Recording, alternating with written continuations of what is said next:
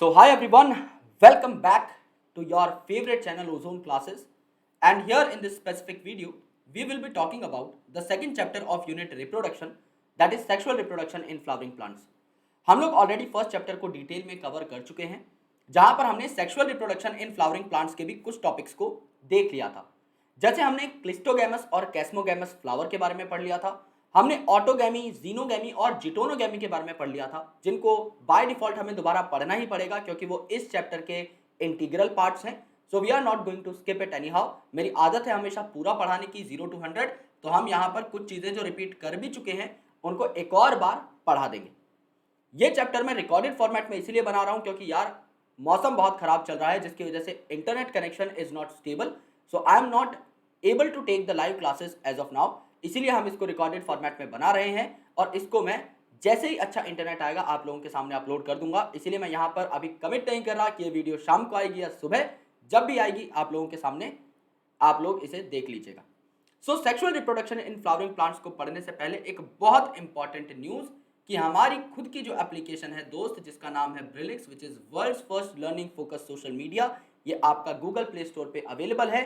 Books और references section के अंदर it is also on top rankings as of now. आप लोगों का बहुत प्यार मिला है ब्रिलिक्स को, तो ब्रिलिक्स को इंस्टॉल कर लीजिए। जैसे ही आप लोग इंस्टॉल करेंगे, थोड़ा सा स्क्रॉल करेंगे, आपको मेरी प्रोफाइल मिलेगी। इस प्रोफाइल पर जाइए और यहाँ आपको दुनिया भर के नोट्स मिल जाएंगे मेरे द्वारा अपलोडेड। मेरी लाइब्रेरी में जाइए और मेरे सारे के सारे नोट्स को आप लेवरेज कर सकते हैं। मेरे सारे करंट लेक्चर्स के नोट्स भी आपको वहीं पर मिलते हैं, सो प्लीज़ मेक श्योर आप इसे इंस्टॉल करें। और एक बम्पर ऑफर जो मैंने कल आप लोगों को दिया था कि दुनिया की सबसे रेयरेस्ट जो बायोलॉजी की किताब थी, जिसका मैंने आपको वर्णन भी करके बताया था कि ये रेयर क्यों है, ये आपको गिव अवे में मिल रही है।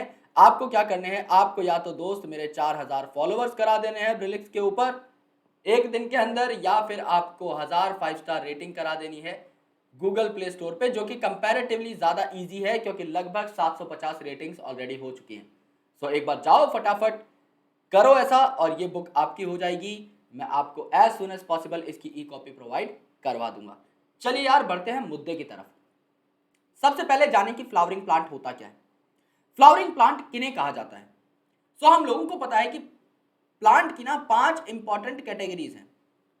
प्लांट की 5 इंपॉर्टेंट कैटेगरीज हैं, starting from lower plant to the most advance plant. सबसे जो लोअर प्लांट है इसे कहा जाता है एल्गा या एल्गी। उसके बाद जो आपके थोड़े से हायर प्लांट्स है इन्हें कहा जाता है bryophytes, which are obviously called as the amphibian of plant kingdom, क्योंकि ये पानी में पाए जाते हैं, लेकिन मतलब लैंड पर पाए जाते हैं लेकिन पानी की रिक्वायरमेंट होती है तो पानी के आसपास पाए जाते हैं, ऐसा आप कह सकते हैं। It is a more precise statement. Then pteridophyte, इनकी जो डिस्ट्रीब्यूशन है ये भी आपकी लिमिटेड होती है क्योंकि इन्हें भी पानी की अच्छी खासी रिक्वायरमेंट है for their sexual reproductive purposes. इसके बाद आते हैं जिम्नोस्पर्म्स एंड आपके इसके बाद आते हैं एंजियोस्पर्म्स। एंजियोस्पर्म्स को आप प्यार से क्या बोलते हैं, एंजियोस्पर्म्स को आप लोग प्यार से बोलते हैं फ्लावरिंग प्लांट्स। यहां पर आपको फ्लावर्स देखने को मिलते हैं। So angiosperms are basically flowering plants.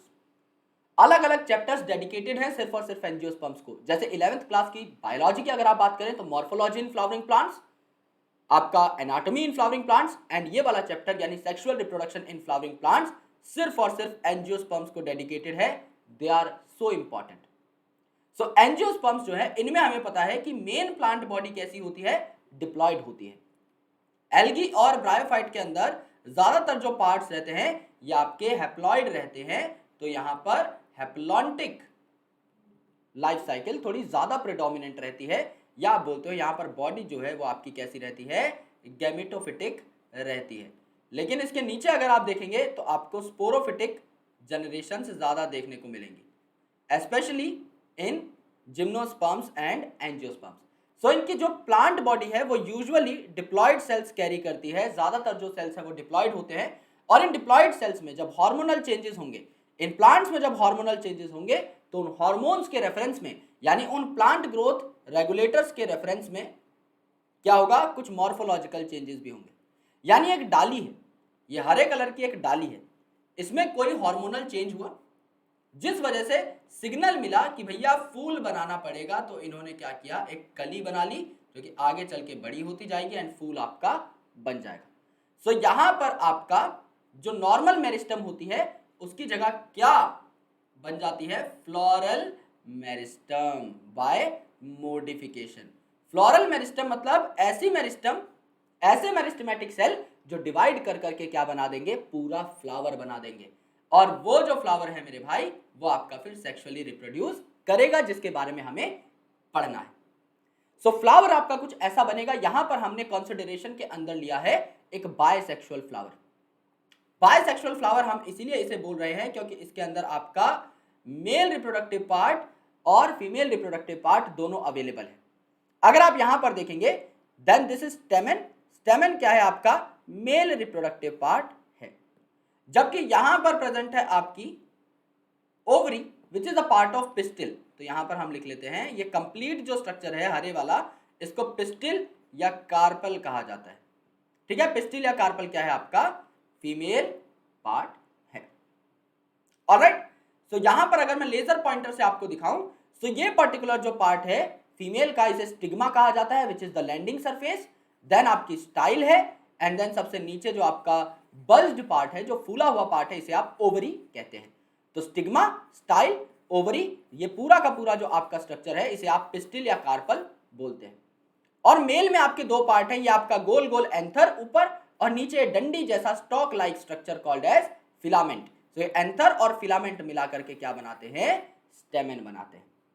ठीक है, और इसके अलावा आपकी फूल की पंखुड़ियां होंगी जिन्हें आप कहते हैं पेटल, और नीचे आपके हरे भरे पत्ते होंगे जो डाली से अटैच होंगे। इन हरे भरे पत्तों को आप लोग क्या कहते हो, सेपल। साइंटिफिक लैंग्वेज में पेटल को आप कोरोला भी बोल सकते हो, और आपका सेपल को आप कैलिक्स भी बोल सकते हो। So there are 4 different things, आपका सेपल, पेटल, एंड आपका female reproductive part and your male reproductive part. तो टोटल आपके फ्लावर के यूजुअली 4 पार्ट कहे जा सकते हैं। 2 पार्ट आपके एसेंशियल हैं for the reproductive purpose. Essential whorls होते हैं 2, एक आपका मेल एसेंशियल होल जिसे हम कहते हैं एंड्रोशियम, यानी एक प्लांट में जितने भी यार स्टेमन है सबको मिलाकर के एंड्रोशियम बोल दिया, एंड एक आपका फीमेल पार्ट है जिसको गायनोशियम बोल दिया।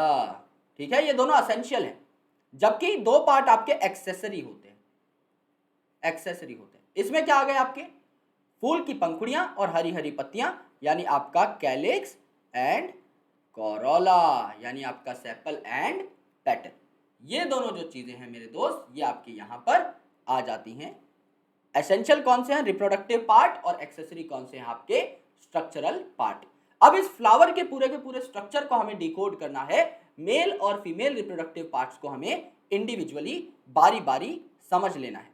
सो it is very very important to note. So please make sure कि आप इसे बहुत गौर से सुने। मैं थोड़ा सा छोटा हो जाता हूं जिससे कि आपको वीडियो बहुत अच्छे तरीके से, कंटेंट बहुत अच्छे तरीके से दिखाई देता रहे। ऑलराइट, चलिए अब आते हैं मुद्दे की बात पर कि मेल रिप्रोडक्टिव सिस्टम आपका कैसा दिखाई देता है, यानी स्टेमन आपकी कैसी दिखाई देती है।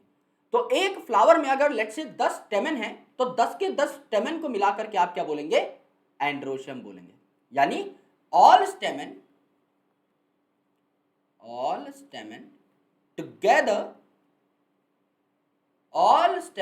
Together makes androecium. एंड्रोशियम क्या है, सारे स्टेमन्स को मिलाकर एंड्रोशियम बना, एंड सिमिलरली सारी की सारी जो आपकी पिस्टिल है उनको मिलाकर के गायनोशियम बनेगा। अब ये जो स्टेमन है इसका स्ट्रक्चर देखो, ये आपका एक एंथर है ऊपर, एंथर में 2 लोब्स होते हैं, तो मैं 2 लोब्स बना दे रहा हूं, इसीलिए एंथर को क्या बोलते हैं हम, बायलोब्ड एंथर। और यहाँ पे एक डंडी है जिसे हम बोलते हैं स्टॉक और द फिलामेंट। सो ऊपर क्या है आपका बायलोब्ड एंथर, और बीच में क्या है आपका यहाँ पर ये फिलामेंट लगा हुआ है। एंथर और फिलामेंट मिलकर के क्या बनाते हैं, आपका स्टेमन बनाते हैं। तो ऊपर एक एंथर है जिसके 2 लोब हैं, तो इसे क्या बोल दिया, बायलोब्ड एंथर बोल दिया। और नीचे आपका फिलामेंट है जिसकी लेंथ वेरिएबल होती है। बहुत ऑब्वियस सी बात है कि एक फ्लावर के अंदर भी आपकी अलग अलग लेंथ देखने को मिल सकती है इस फिलामेंट की, या फिर मेरे दोस्त अलग अलग फ्लावर्स के अंदर तो अलग अलग लेंथ होगी। सो ये आपका बहुत ही पतला पार्ट रहता है फिलामेंट, आपका डंडी जैसा, राइट, बहुत पतला सा पार्ट रहता है। तो थिन है, स्लेंडर है यानी पतला और लंबा है, और इसका प्रॉक्सिमल एंड जो है वो आपका थैलेमस या पेटल से अटैच रहता है। यानी अगर आप एक फूल का स्ट्रक्चर देखो तो ये जो आपका एंड पार्ट है यहाँ पर इसका फिलामेंट का, ये या तो आपका थैलेमस से अटैच है, ठीक है, और या आपके यहाँ पर नीचे से पेटल उग रहे हैं यहाँ पर अटैच है। यानी आपको इस इलाके पर गौर करना है। ये देखो फिलामेंट यहाँ पर खत्म हो रहा है, तो फिलामेंट इस पूरे पार्ट के नीचे थैलेमस होता है उससे अटैच होता है, या फिर इस पंखुड़ी से यानी कि आपका पेटल से अटैच होता है। This is very very important to note. Alright, now ये जो एंथर है ये बाइलोब्ड है and it is also dithecous in nature. कैसे? अब देखो यार, मैंने आपको क्या बोला, एंथर आपका बाइलोब्ड है, सो ये आपका एक लोब हुआ एंथर का, ये आपका दूसरा लोब हुआ। सो एंथर आपका कैसा हुआ? बाइलोब्ड, दो लोब हो गए। दीज टू आर लोब्स, जो ब्लैक वाले हैं इनको हम लोग लोब्स लिख देते हैं। और मेरे भाई इसके अंदर आपके क्या हो गए, दो दो कंपार्टमेंट्स हो गए, दो कंपार्टमेंट्स हो गए, जिनको हम लोगों ने क्या बोल दिया, थीका बोल दिया। तो एक एंथर के अंदर दो लोब थे तो बाइलोब्ड नेचर, और हर लोब के अंदर दो थीका हो गए तो इसे क्या बोल दिया, डायथीकस बोल दिया। यानी हर लोब के अंदर आपके दो थीका हो गए। सो एंथर इज बाइलोब्ड क्योंकि टोटल दो लोब है और हर लोब में दो दो थीका है, तो टोटल आपकी चार थीका हो गई एक एंथर में मिला के, एक लोब के अंदर दो थीका हो गई, यानी चार कंपार्टमेंट आपके बन गए। कैसे कैसे कंपार्टमेंट बन गए, एक आपका ये वाला कंपार्टमेंट, कंपार्टमेंट नंबर 1, एक आपका ये वाला कंपार्टमेंट, कंपार्टमेंट नंबर 2, एक आपका ये वाला कंपार्टमेंट, कंपार्टमेंट नंबर 3, एक आपका ये वाला कंपार्टमेंट, कंपार्टमेंट नंबर 4। चारों के चारों कंपार्टमेंट आपको देखने को मिल गए। अब इन कंपार्टमेंट्स की महिमा क्या है, हम क्यों पढ़ रहे हैं इसके बारे में, ये मैं आपको अगली स्लाइड के अंदर बताऊंगा। ठीक है, देखो यार, यहां पर अगर आप देखोगे तो ये आपका एंथर है, तो एंथर कुछ आपका ऐसा बना, this is first lobe of anther and this is the second lobe of anther, first lobe and second lobe, and यहां पर this is the first theca of first lobe, second theca of first lobe, first theca of second lobe, second theca of second lobe. ठीक है, तो ये दोनों क्या हो गए, या ये चारों क्या हो गए आपके थीका, और ये आपके दोनों ब्लैक कंपार्टमेंट्स क्या हो गए आपके लोब्स। और ये कंप्लीट स्ट्रक्चर क्या हो गया, ये कंप्लीट स्ट्रक्चर आपका क्या हो गया मेरे दोस्त, एंथर। ये कंप्लीट स्ट्रक्चर क्या हो गया आपका, एंथर। ठीक है, तो एंथर आपका बाइलोब या डायथिकस क्यों कहलाया, बाइलोब क्योंकि दो लोब हैं और हर लोब में दो थीका है। ये बात हमें समझ में आ गई, और इससे हमारे पास क्या बने, चार कंपार्टमेंट्स बने। पहला कंपार्टमेंट ये वाला, दूसरा कंपार्टमेंट ये वाला, तीसरा कंपार्टमेंट ये वाला, चौथा कंपार्टमेंट ये वाला। ये बात याद रखनी है कि आपके टोटल चार कंपार्टमेंट्स बने। क्यों याद रखनी है ये मैं आपको बताऊंगा। टोटल चार कंपार्टमेंट्स आपके बने। ऑलराइट, अब देखो यार कि ओरिएंटेशन क्या होती है एक पर्टिकुलर आपके एंथर की।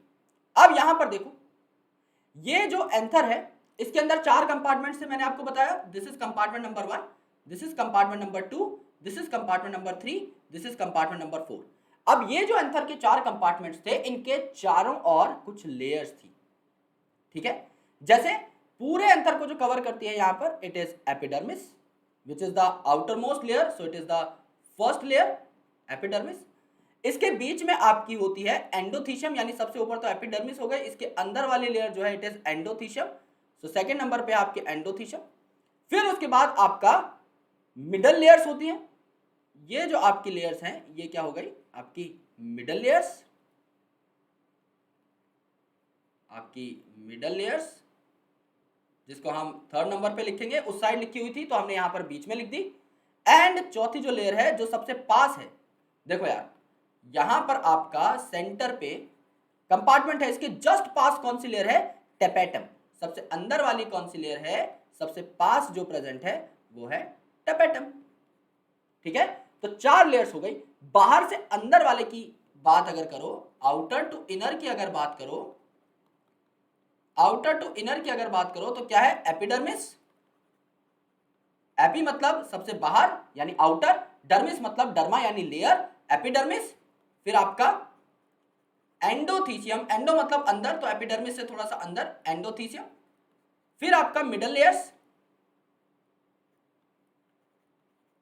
फिर आपके मिडल लेयर्स, एंड फिर आपका टपेटम, एंड फिर आपका टपेटम। आउटर टू इनर जो है आपका यहां पर ये पर्टिकुलर चीज टेक प्लेस करती है, एपिडर्मिस, एंडोथीसियम, मिडल लेयर और टपेटम। और सबसे सेंटर पे क्या प्रेजेंट है, आपके कंपार्टमेंट आपके प्रेजेंट ही है, कंपार्टमेंट आपके प्रेजेंट ही है, ठीक है।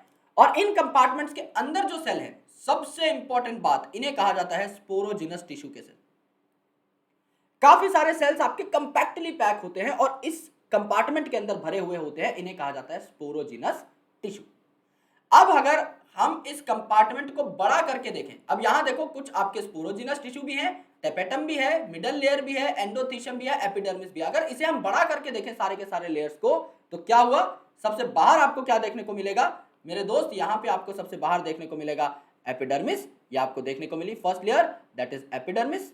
इसके अंदर अगर आप देखें तो आपको मिलेंगे endothecium which is the second layer, इसके बीच में आपको देखने को मिले middle layers which is the third layer, और आपको इसके अंदर देखने को मिले टपेटम। लेकिन टपेटम में आपको एक चीज देखने को मिलेगी कि यहाँ पे न्यूक्लियस बना हुआ है और यहाँ पर कुछ डॉटेड डॉटेड से स्ट्रक्चर है। अगर मैं आपको मैग्नीफाई करके दिखाऊं तो ये बात मुझे पता नहीं आपने एनसीईआरटी में नोट करी है नहीं, जहां जहां पर मैं अभी पेन फिरा रहा हूं वहां पर देखो कुछ डॉट्स बने हुए हैं, यानी यहां पर डेंस साइटोप्लाज्म है।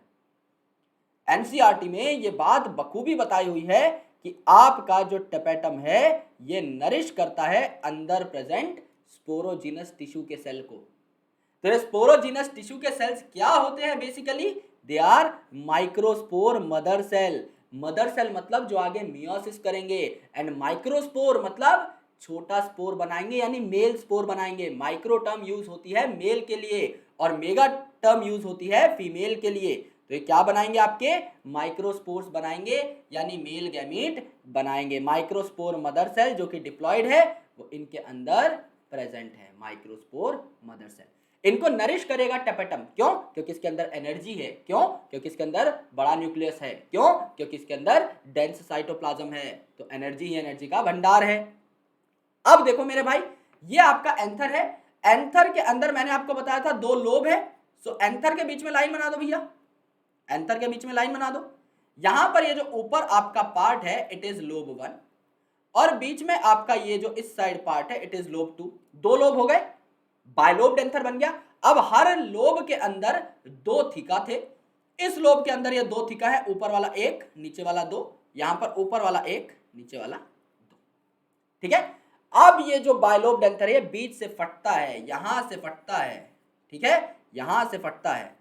तो जब आपका एंथर मैच्योर हो जाएगा तो उसके अंदर क्या बनेंगी, पॉलन ग्रेन्स बनेंगी, और जब एंथर मैच्योर हो जाएगा तो वो डिहाइड्रेट भी हो जाएगा यानी अपना पानी लूज कर देगा।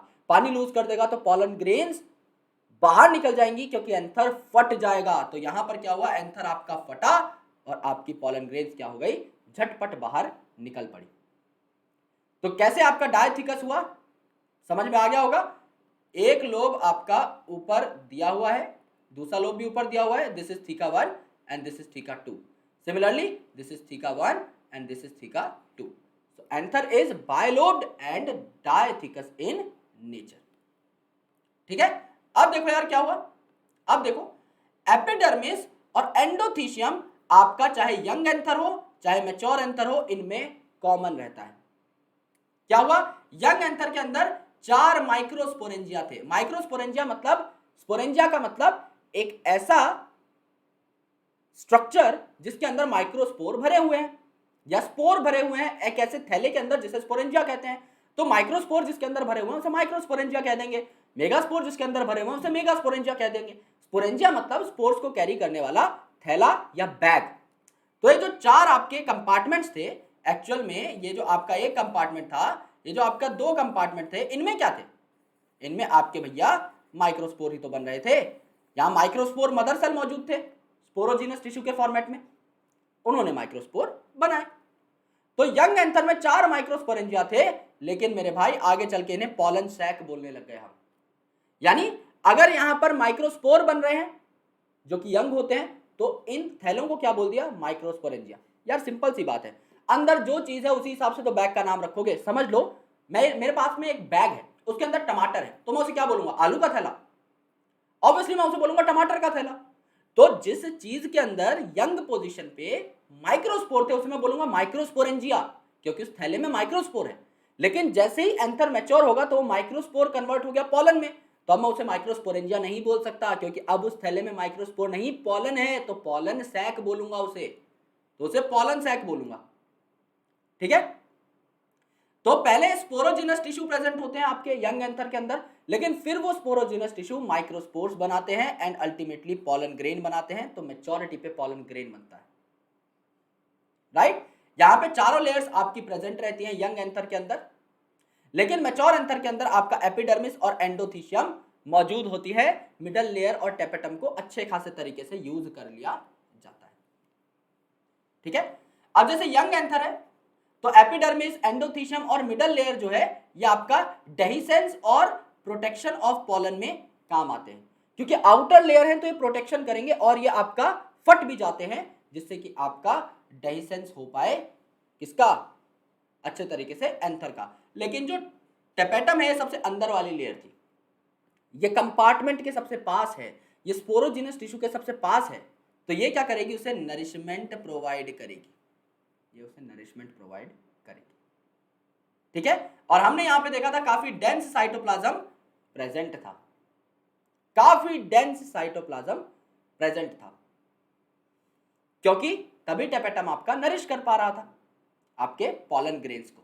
तो काफी बार ये जो मटेरियल है टेपेटम, ये आपका अटैच रह जाता है to pollen and it makes it sticky, जिससे पॉलन आपस में चिपक जाते हैं और वो पॉलन किट के फॉर्मेट में एक जगह से दूसरी जगह पहुंचाए जा सकते हैं, गुच्छे के गुच्छे में, क्योंकि आसपास थोड़ी सी फेविकॉल लगी हुई है, तो पॉलन आपके अभी भी इकट्ठे हैं और पॉलन किट वो तैयार कर सकते हैं। तो मैं आपको अभी ये पूरा का पूरा प्रोसेस किताब में से समझा रहा हूं, मेरे नोट्स में से, लेकिन अब मैं आपको आगे बनाकर भी दिखाऊंगा कि एक्चुअल में पॉलन कैसे बने, तो डरने की जरूरत नहीं है। अभी जो मैं बता रहा हूं इसको सिर्फ सुन लो कि क्या हो रहा है। माइक्रोस्पोरोजेनेसिस कैसे हुआ? माइक्रोस्पोरोजेनेसिस मतलब माइक्रोस्पोर का जेनेसिस, यानी मेल गैमेट की तैयारी। तो क्या था मेरे दोस्त, यहां पर आपका स्पोरोजिनस टिश्यू प्रेजेंट था कंपार्टमेंट के सबसे अंदर, और बाहर जो आपकी लेयर थी सबसे पास टेपेटम जो इसे नरिश कर रही थी। इसके अंदर मैंने आपको बताया था कौन सी सेल्स भरे हुए हैं? स्पोरोजिनस टिश्यू भरा हुआ है। तो स्पोरोजिनस टिश्यू के जो सेल्स होते हैं इन्हें हम माइक्रोस्पोर मदर सेल या पॉलन मदर सेल कहते हैं, which are diploid in nature. अगर ये पॉलन मदर सेल डिप्लॉयड है तो ये मियोसिस शो कर सकते हैं और क्या बना लेंगे? 4 माइक्रोस्पोर बना लेंगे। अब ये 4 माइक्रोस्पोर आपस में चिपके हुए होते हैं, तो इन्हें कहा जाता है माइक्रोस्पोर टेट्राड, क्योंकि 4 साथ में चिपके हुए। ठीक है, और फिर ये जो माइक्रोस्पोर है ये मैच्योर होंगे और बना लेंगे पॉलन ग्रेन, और बना लेंगे पॉलन ग्रेन। अब देखते हैं कि यार एक्चुअल में हुआ क्या। हर चीज को बहुत गौर से समझना, समझ में आ जाएगी इस बात की गारंटी मैं लेता हूं। देखो यार, ये आपका एंथर था which is bilobed in nature, और ये इसका फिलामेंट था, जिसका फिलामेंट था। अब एंथर में हमने देखा कि यार हर एंथर के लोब में ना 2-2 थीका अलग से थे, तो टोटल आपके 4 कंपार्टमेंट्स बन रहे थे। अब हम बना लेते हैं 4 कंपार्टमेंट। आपका कुछ ऐसा एंथर की शेप रहती है,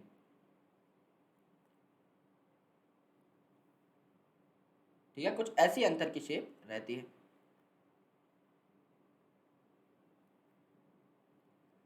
तो इसमें 4 कंपार्टमेंट बन जाएंगे। ये तो आपके हो गए 2 lobes of anther,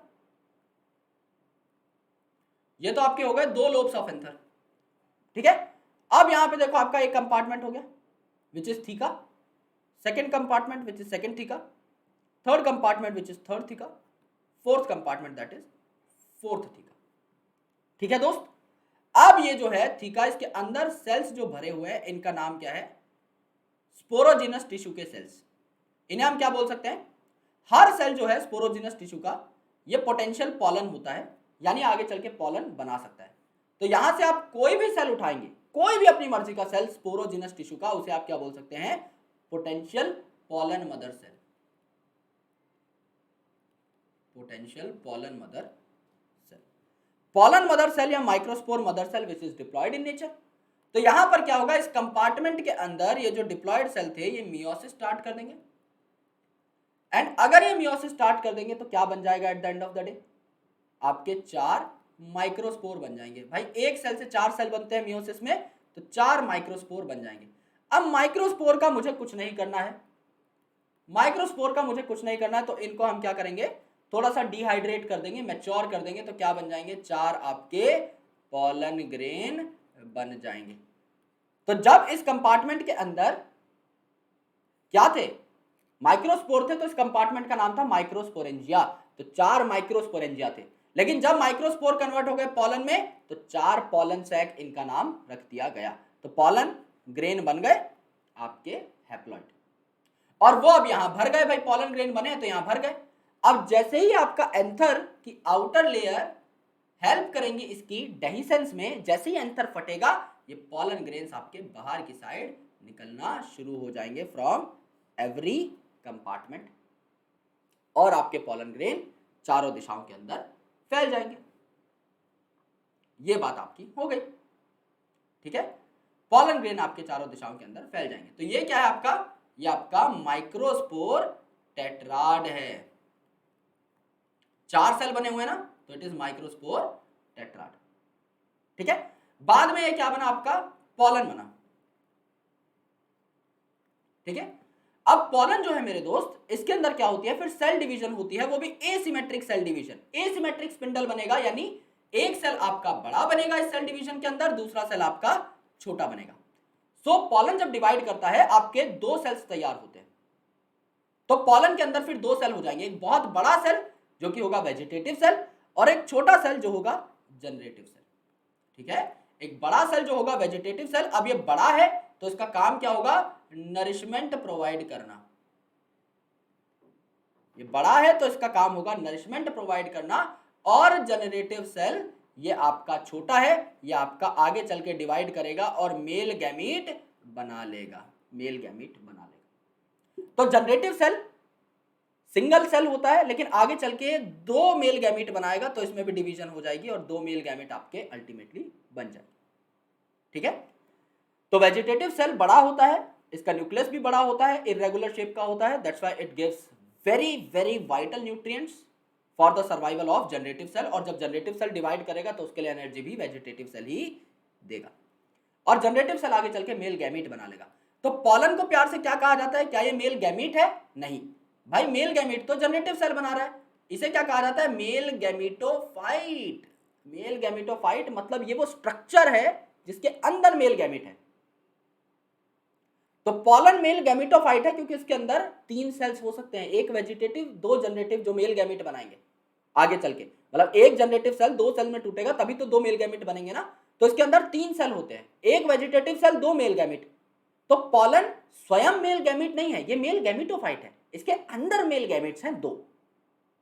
so male gamete कौन बनाता है, जनरेटिव सेल, और मेल गैमीटोफाइट कौन है, जिसके अंदर मेल गैमीट प्रेजेंट है, मेरे भाई पॉलन, मेरे भाई पॉलन। बात समझ में आई, कंसेप्ट चमक गया होगा। तो वेजिटेटिव सेल जो है मैंने आपको बताया लार्ज साइज का होता है, तो इसके अंदर खाने पीने की चीजें बहुत होती हैं, इर्रेगुलर शेप का न्यूक्लियस होता है इसके अंदर। जबकि जनरेटिव सेल आपका स्मॉल होता है साइज में, और ये आपका स्पिंडल शेप का होता है, छोटा सेल है ना, नीचे कोने में पड़ा हुआ है, तो स्पिंडल शेप का है, पतला और लंबा सेल है। ज्यादातर इलाका तो वेजिटेटिव सेल ने घेर लिया, और ये आपका मेल गैमेट तैयार करता है बाय डिवीजन, ये 2 सेल बना लेगा। तो कई बार ये 2 सेल जो है ना, ये आपके अलग अलग टाइम पर बनते हैं। जैसे 60% प्लांट्स के अंदर पॉलिनेशन जो है वो 2 सेल स्टेज पे होती है, यानी जब पॉलन आपका फीमेल के पास पहुंचा तो उसके अंदर 2 ही सेल थे, एक वेजिटेटिव एक जनरेटिव। जनरेटिव सेल ने बाद में डिवीजन किया और 2 मेल गैमेट बनाए। Divides later to make male gametes, divide later to make male gametes. लेकिन मेरे भाई 40% प्लांट में क्या होता है, पहले ही 3 सेल बन जाते हैं, यानी ये जो जनरेटिव सेल है ये पहले ही 2 मेल गैमेट बना लेता है और एक वेजिटेटिव सेल बचता है। तो 40% जो आपके प्लांट हैं उनमें आपका पहले ही ये सिस्टम हो चुका होता है कि 3 सेल स्टेज में आपका पॉलन शेड हो। अब ये जो पॉलन है ये स्फेरिकल होता है नियरली आउटलाइन में और 25 माइक्रोन के आसपास इसका डायमीटर होता है, लेकिन इसकी 2 लेयर्स होती हैं। ठीक है, अगर ये आपका एक पॉलन है तो इस पॉलन के अंदर वाली लेयर तो जो मैंने बना दी, ठीक है, और बाहर वाली लेयर आपकी कुछ ऐसी होती है। बाहर वाली लेयर आपकी कुछ ऐसी होती है। ठीक है, तो अंदर वाली लेयर को हम क्या बोलते हैं? इंटाइन। अंदर वाली लेयर को हम क्या बोलते हैं? इंटाइन। जबकि बाहर वाली लेयर को हम क्या बोलते हैं? एक्साइन। बाहर वाली लेयर को हम क्या बोलते हैं? एक्साइन। थोड़ा ठीक से लाइन बना देता हूं यार, ओवरलैप हो रही है दूसरी लाइन के साथ। तो बाहर वाली लेयर को हम क्या बोलते हैं? एक्साइन। बाहर की है तो क्या बोलेंगे? एक्साइन बोल देंगे।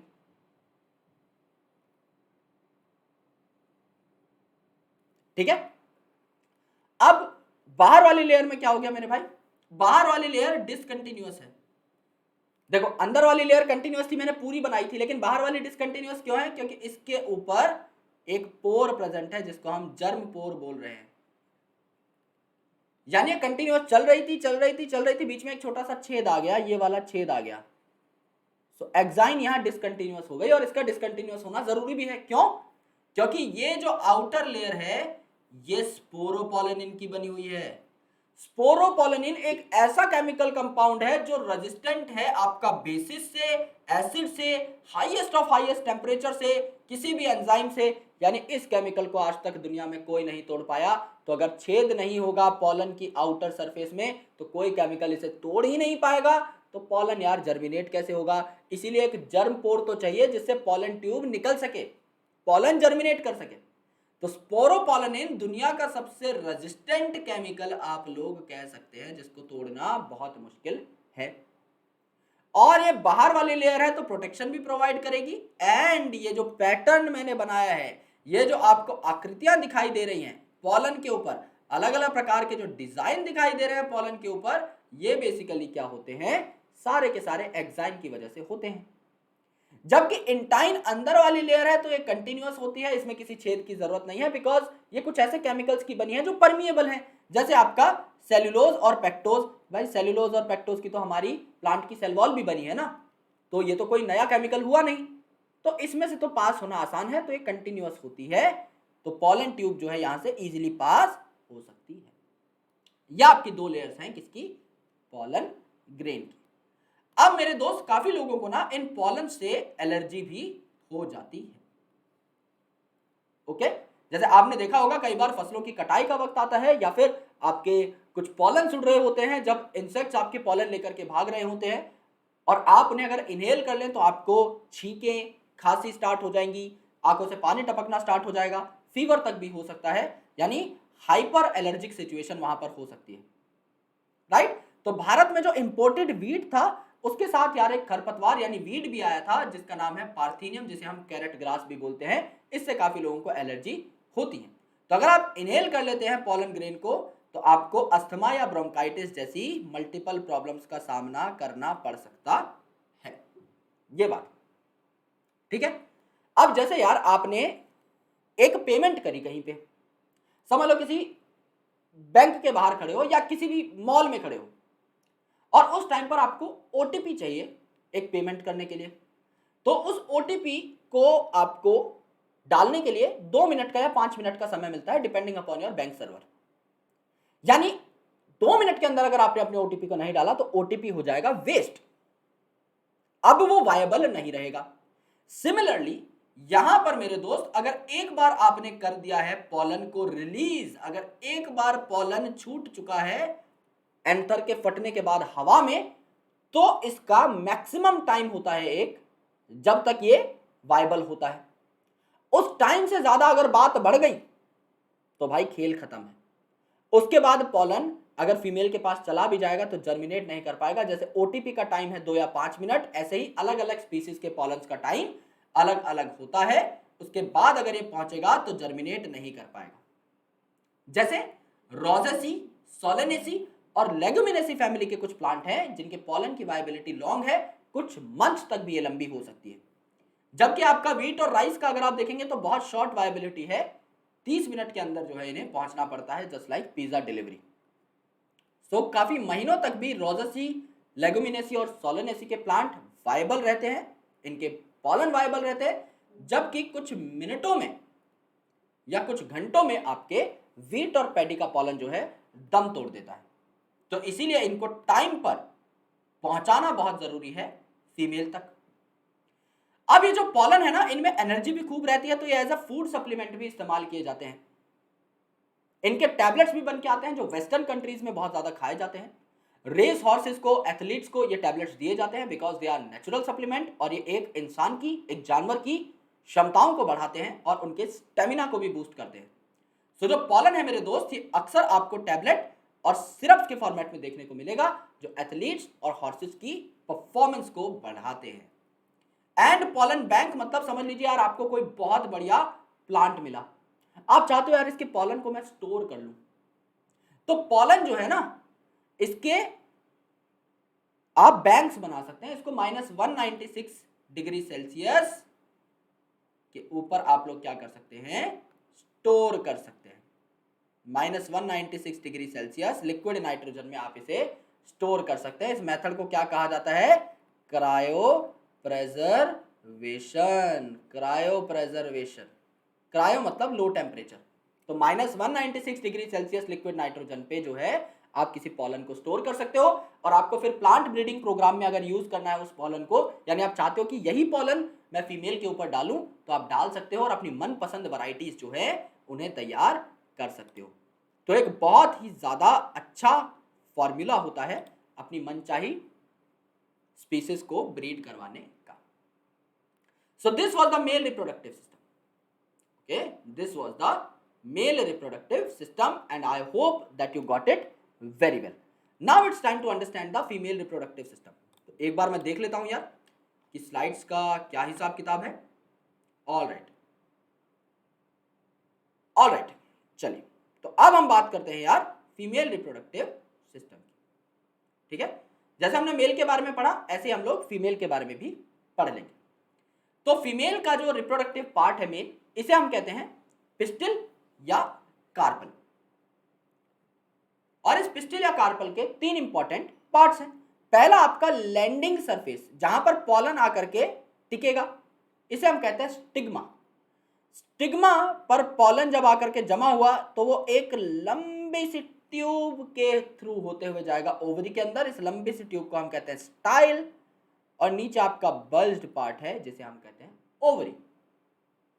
ठीक है, तो ये 3 पार्ट है, लैंडिंग सरफेस कॉल्ड स्टिग्मा, बीच का लंबा tube like structure called style, and सबसे नीचे बल्ज पार्ट कॉल्ड ओवरी, जिसके अंदर एक कुशन लाइक स्ट्रक्चर होता है जिसे हम कहते हैं प्लासेंटा। और इस प्लासेंटा के ऊपर आपके जो ओव्यूल्स हैं वो पाए जा सकते हैं, यानी आपके एग्स जो है फीमेल के वो पाए जा सकते हैं।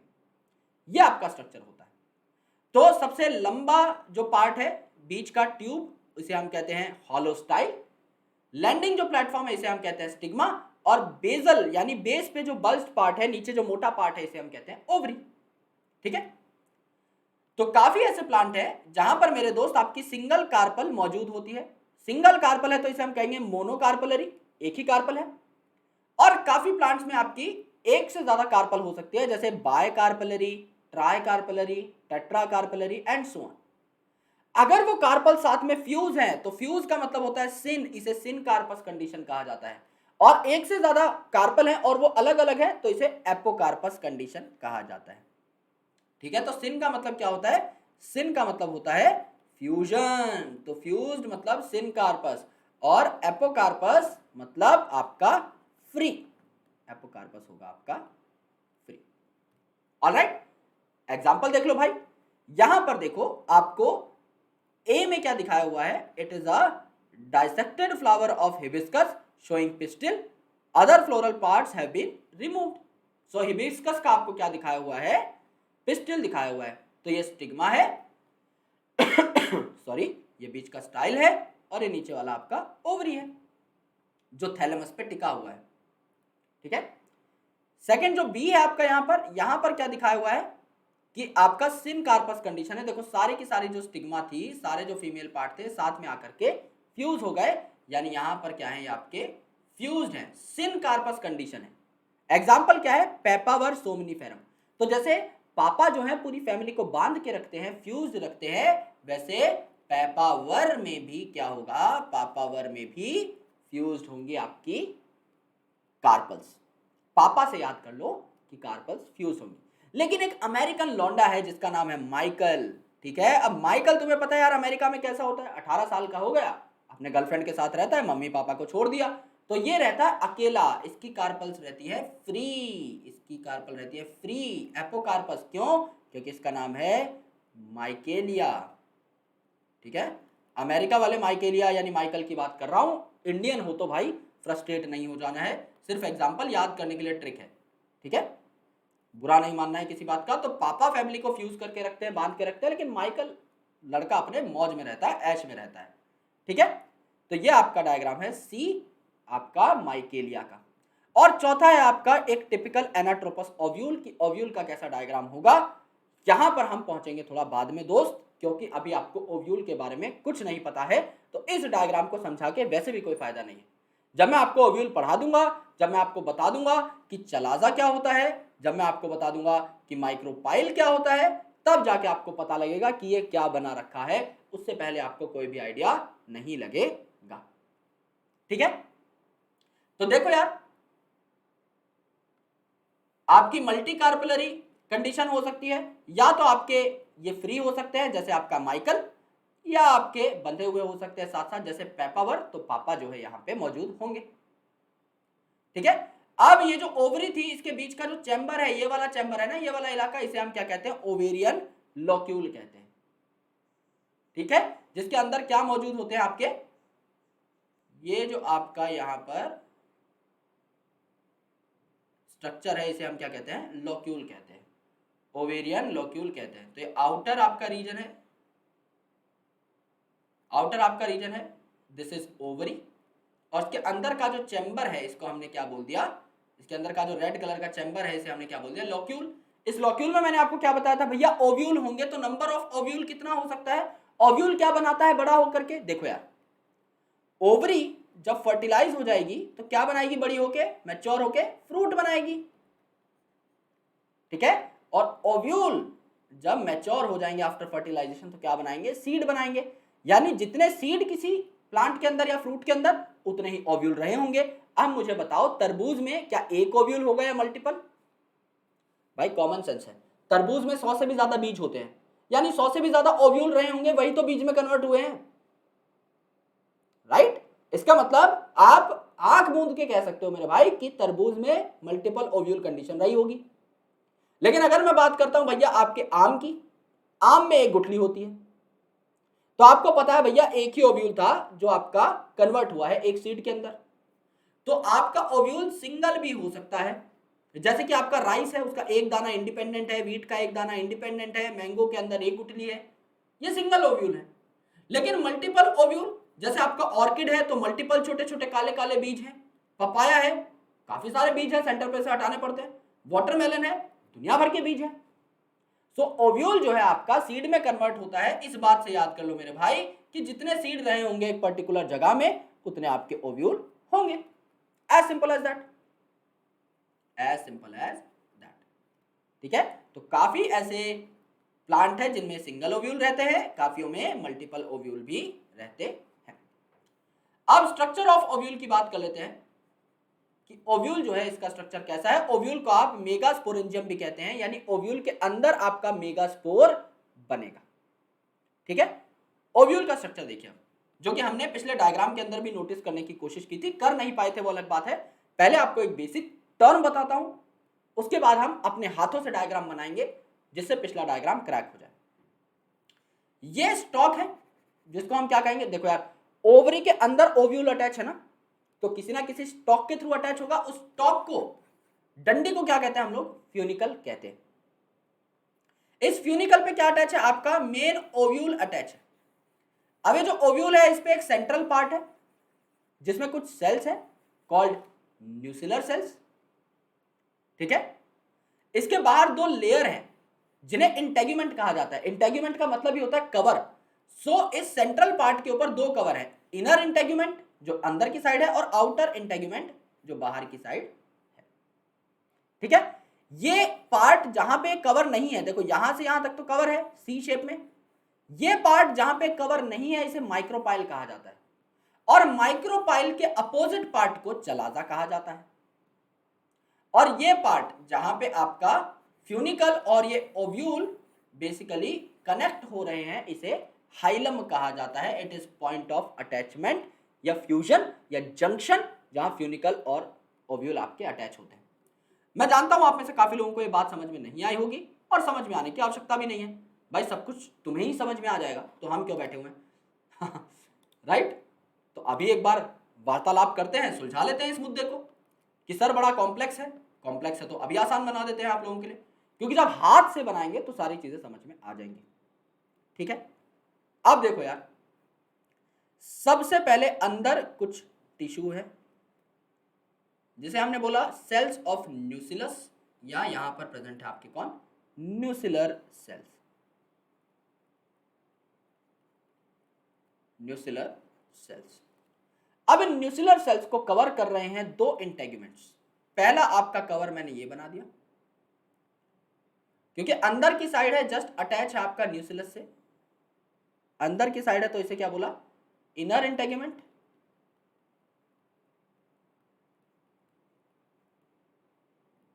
अंदर की साइड है तो इसे क्या बोला, इनर इंटेग्यूमेंट। और एक आपका बाहर की साइड है,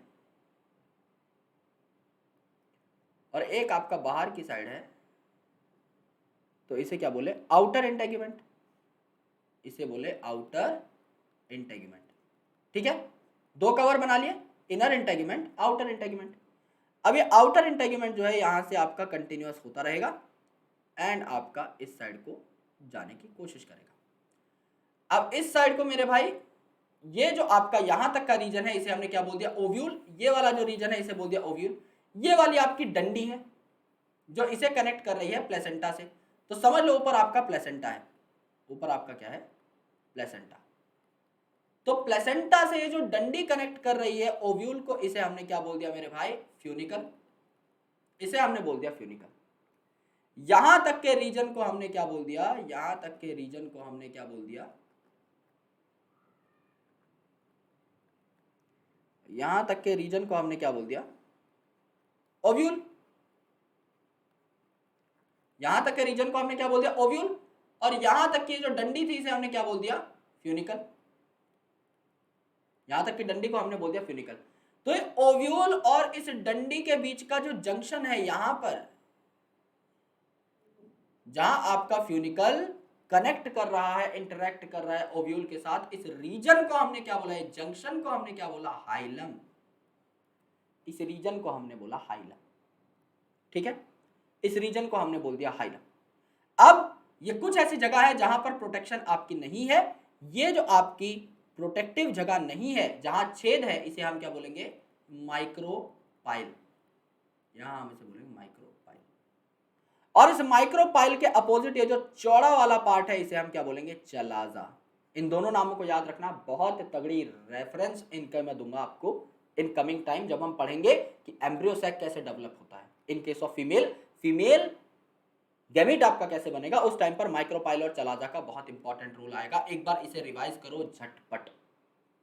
सेंटर पे कुछ सेल्स है जिन्हें हमने बोला न्यूसिलर सेल्स। यहां पर प्रेजेंट है इनर इंटेग्यूमेंट, यहां पर प्रेजेंट है आउटर इंटेग्यूमेंट। बीच में स्पेस है जहां इंटेग्यूमेंट नहीं प्रेजेंट, इसे बोले माइक्रोपाइल। माइक्रोपाइल के जस्ट अपोजिट जो पोल होता है इसे बोले chalazal pole. And this is an complete ovule जिसको एक डंडी से जोड़ा हुआ है प्लेसेंटा के साथ। इस डंडी को बोला फ्यूनिकल, और ये फ्यूनिकल और ओव्यूल जिस जगह पर फ्यूज करते हैं इसे बोला हाइलम। अब क्या होता है मेरे भाई, बहुत गौर से सुनना। अब क्या होता है, बहुत गौर से सुनना। ये जो न्यूसिलर सेल्स हैं इनमें से एक सेल आपका मॉडिफाई होता है। इनमें से एक सेल जो है डिप्लॉयड सेल, या आपका क्या कहलाता है, ये डिप्लॉयड सेल आपका कहलाता है मेगास्पोर मदर सेल।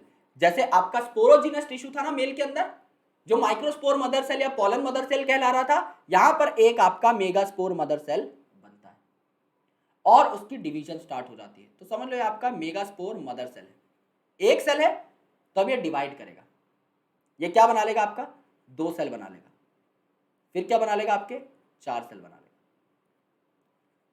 फिर क्या बना लेगा आपके 4 सेल बना लेगा। इसे हम क्या बोलते हैं, मेगास्पोर टेट्राड। 4 सेल हो गए ना कनेक्टेड, इसे हम बोलते हैं मेगास्पोर टेट्राड। 3 मेगास्पोर डीजेनरेट हो जाते हैं, 3 मेगास्पोर डीजेनरेट हो जाते हैं, 3 मेगास्पोर गायब हो गए, एक आपका मेगास्पोर बचता है। इस प्रोसेस को हम क्या कहते हैं, मोनोस्पोरिक डेवलपमेंट। मोनो यानी एक, स्पोरिक यानी स्पोर, सिर्फ एक स्पोर आपका डेवलपमेंट शो करता है आगे, इसे हम बोलते हैं मोनोस्पोरिक डेवलपमेंट। 3 जो आपके मेगास्पोर हैं, 3 आपके मेगास्पोर हैं, ये डीजेनरेट हो जाते हैं, सिर्फ एक मेगास्पोर जो है वो आगे काम करता है। अभी एक मेगास्पोर बचा हुआ है, इसमें क्या होगा, पूरा प्रोसेस यही बता दे रहा हूं दोस्त, पूरा प्रोसेस यही बता दे रहा हूं। अब ये जो एक मेगास्पोर है ये क्या होगा, ये 2 सेल बनाएगा, तो ये दोनों सेल अपोजिट पोल पर चले जाएंगे, ठीक है। एक सेल चला जाएगा ऊपर, एक सेल चला जाएगा नीचे, ठीक है। तो यहां पर मिटा देते हैं इनको। एक सेल ने क्या बनाया, 2 सेल बनाए, एक सेल यहां चला गया, एक सेल यहां चला गया, यानी 2 न्यूक्लियस बने बेसिकली। फिर 2 न्यूक्लियस थे, इन्होंने क्या किया और डिवीजन करी, 4 न्यूक्लियस बने, 2 यहां 2 यहां। फिर क्या हुआ, 2 सेल जब डिवाइड करेंगे तो आपके 4 न्यूक्लियस बन जाएंगे, 4 ऊपर 4 नीचे। इस हिसाब से आपका एम्ब्रियो सैक जो है तैयार होगा। और अब ये जो 8 न्यूक्लियस हैं ये अलग अलग सेल्स में तब्दील हो जाएंगे, ठीक है। तो कुछ सेल आपके चलाजल एंड पर होंगे, कुछ सेल आपके माइक्रोपाइलर एंड पर होंगे, जो कि आपका क्या तैयार करेंगे, एक कंप्लीट एम्ब्रियो सैक तैयार करेंगे। इनमें क्या होगा वो मैं आपको अभी नेक्स्ट ड्राइंग में समझा रहा हूं, ठीक है। पहले ये देख लो एक और बार, बार बार इसलिए फोकस कर रहा हूं बिकॉज इट इज इंपॉर्टेंट। ये पूरा आपका ओव्यूल है, इसके अंदर आपका एम्ब्रियो सैक बनेगा एंड ये आपका फ्यूनिकल एंड हाइलम। अब देखो यहां पर इस रीजन में एक ही आपका मेगास्पोर था भाई, एक सेल से 2 सेल बने, 2 से 4 बने, लेकिन 3 डीजनरेट हो गए, एक ही बचा। अब एक कैसे डिवाइड करेगा वो देखो, एक कैसे डिवाइड करेगा वो देखो। ये आपका एक सेल है, अब इस एक सेल के अंदर क्या हुआ, एक न्यूक्लियस प्रेजेंट था। अब इस एक न्यूक्लियस ने, यानी ये पूरा का पूरा सेल और जो न्यूक्लियस है ये क्या है, मेगास्पोर मदर सेल, जो कि एक्टिवेटेड था। भाई मेगास्पोर टेट्राड बना था, 3 डीजनरेट हो गए, एक मेगास्पोर बचा हुआ है। अब इसमें क्या होगा भाई, ये जो एक न्यूक्लियस है ये 2 में कन्वर्ट हो जाएगा डिवीजन से, यानी कैरियोकाइनेसिस हो जाएगी, 2 न्यूक्लियस बन जाएंगे, एक न्यूक्लियस चला गया ऊपर, एक न्यूक्लियस चला गया नीचे। अब दोनों न्यूक्लियस डिवाइड करेंगे तो ये आपका एक न्यूक्लियस से बन जाएगा 2 सेल नीचे, 2 न्यूक्लियस नीचे सॉरी, और एक न्यूक्लियस से 2 न्यूक्लियस ऊपर। फिर 2 न्यूक्लियस ऊपर डिवाइड करेंगे तो 2 से आपके 4 न्यूक्लियस ऊपर और 2 से आपके 4 न्यूक्लियस कहां, नीचे, 2 से आपके 4 न्यूक्लियस नीचे, यानी 4 न्यूक्लियस ऊपर 4 न्यूक्लियस नीचे। अब नीचे समझ लो यार ये चलाजल एंड है, ऊपर नीचे कहीं भी बना सकते हैं, लेकिन समझ लो ये चलाजल पोल है और ये आपका क्या है, इसके अपोजिट माइक्रोपाइलर पोल, माइक्रोपाइलर पोल। अब क्या हो गया, 3 सेल आपके या 3 न्यूक्लियस आपके डायरेक्टली प्रेजेंट होते हैं माइक्रोपाइलर पोल पर। अब ये 8 न्यूक्लियस थे, अब इनमें क्या होंगी, सेल वॉल्स आनी स्टार्ट हो जाएंगी ऊपर, यानी ये सेल बनना स्टार्ट हो जाएंगे। तो चलाजल एंड पर क्या बनते हैं आपके, 3 डायरेक्ट सेल्स बनते हैं। इन 3 सेल्स को हम लोग क्या बोलते हैं, एंटीपोडल सेल्स। इन तीनों का नाम है एंटीपोडल सेल, तीनों एक जैसे होते हैं तो तीनों ही एंटीपोडल। इन तीनों सेल्स को हम लोग बोलते हैं एंटीपोडल सेल। तो 3 न्यूक्लियस थे, उनके ऊपर 3 सेल वॉल आ गई, तो 3 सेल तो ये बन गए, 3 सेल तो ये बन गए, एंड 3 न्यूक्लियस तो है ही है, तो 3 सेल और 3 न्यूक्लियस का मेरे पास हिसाब किताब आ गया। अब ऊपर क्या हुआ मेरे दोस्त, ऊपर आपके 2 सेल यहां पर बने एक जैसे, जिनको हमने क्या बोला, सिनर्जिड, सिनर्जिड्स, और यहां पर एक सेल बना अलग जिसको हमने क्या बोला, एग सेल। तो ऊपर 3 जो न्यूक्लियस थे वो इनके अंदर इनकॉर्पोरेट हो गए। एक सिनर्जिड में एक न्यूक्लियस, एक सिनर्जिड में एक न्यूक्लियस, एक एग सेल जो कि एक्चुअल फीमेल गैमेट है, इसमें एक न्यूक्लियस। ठीक है, तो यहां क्या हुए, 2 सेल 2 न्यूक्लियस, यहां हुआ एक सेल एक न्यूक्लियस। ठीक है, तो टोटल हमारे पास कितने हो गए, ऊपर 2 सेल 2 न्यूक्लियस, एक सेल एक न्यूक्लियस, यानी टोटल 3 सेल 3 न्यूक्लियस, नीचे भी 3 सेल 3 न्यूक्लियस, यानी 6 सेल और 6 न्यूक्लियस हो गए। अब 2 न्यूक्लियस बचे हैं हमारे पास, वो कहां प्रेजेंट होते हैं 8 में से, वो एक सेंट्रल सेल बना लेते हैं।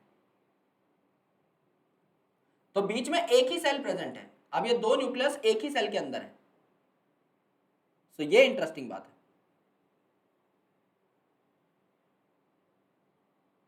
यानी न्यूक्लियस तो आपके 8 हो गए, हम मना नहीं कर रहे। देखो ऊपर 3 नीचे 3 बीच में 2, न्यूक्लियस तो आपके 8 हो गए। इन सेंटर पे प्रेजेंट न्यूक्लियस को हम क्या बोलते हैं, पोलर न्यूक्लियस।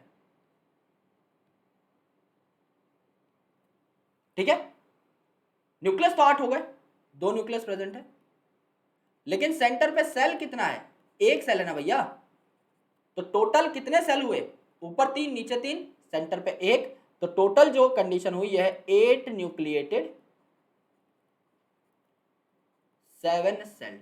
तो कोई पूछे भाई एम्ब्रियो सैक के क्या हालचाल, 8 तो न्यूक्लियस है लेकिन सेल भाई 7 ही है। ये बात है, ये बात यहां पर आपकी हो जाती है। ठीक है, अब देखो मेरे भाई, यहां पर ये जो सिनर्जिड्स हैं इनके ऊपर कुछ थिकनिंग बनी हुई होती है इस प्रकार की। इन थिकनेस को हम क्या बोलते हैं, फिलीफॉर्म अपरेटस। इस थिकनेस को हम बोलेंगे फिलीफॉर्म अपरेटस। यानी पॉलन ट्यूब ना यहां से आती है। फिलीफॉर्म अपरेटस का काम क्या है, to guide the pollen tube कि भैया एग इस साइड है, यहां आ जाओ फटाक से और फ्यूजन कर दो, ये बात। ठीक है, तो आपका एग सेल के पास आ जाती है पॉलन ट्यूब यहां से। अब पॉलन ट्यूब में हमने क्या देखा था, 2 आपके मेल गैमेट थे। भाई एक मेल गैमेट कहां पर जाएगा, एक मेल गैमेट इस एग के पास जाएगा और फ्यूज कर लेगा। एक फीमेल गैमेट एक मेल गैमेट फ्यूज करेंगे तो क्या हो जाएगी मेरे भाई, सिनगैमी हो जाएगी। यहां पर फ्यूज करेंगे तो क्या हो जाएगी, सिनगैमी हो जाएगी, या फर्टिलाइजेशन बोल दोगे। तो ये फर्स्ट तरीके की फर्टिलाइजेशन है, जिसमें क्या बनेगा at the end of the day, haploid male gamete haploid female gamete, तो क्या बनेगा, डिप्लॉइड जाइगोट बनेगा। और दूसरा जो आपका मेल गैमेट है वो भाग करके आता है इन दोनों न्यूक्लियस के पास।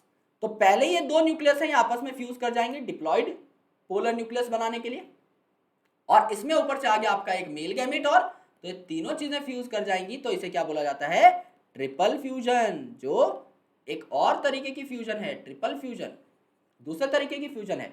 इसमें क्या बने, ट्रिप्लॉइड एंडोस्पर्म बने, ट्रिप्लॉइड एंडोस्पर्म बना, प्राइमरी एंडोस्पर्मिक न्यूक्लियस इसे कहा जाता है।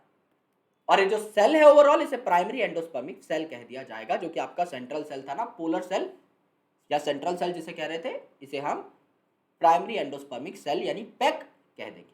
सो 2 तरीके की यहां पर फ्यूजन्स होती हैं, पहली फ्यूजन सिनगैमी, दूसरी फ्यूजन ट्रिपल फ्यूजन।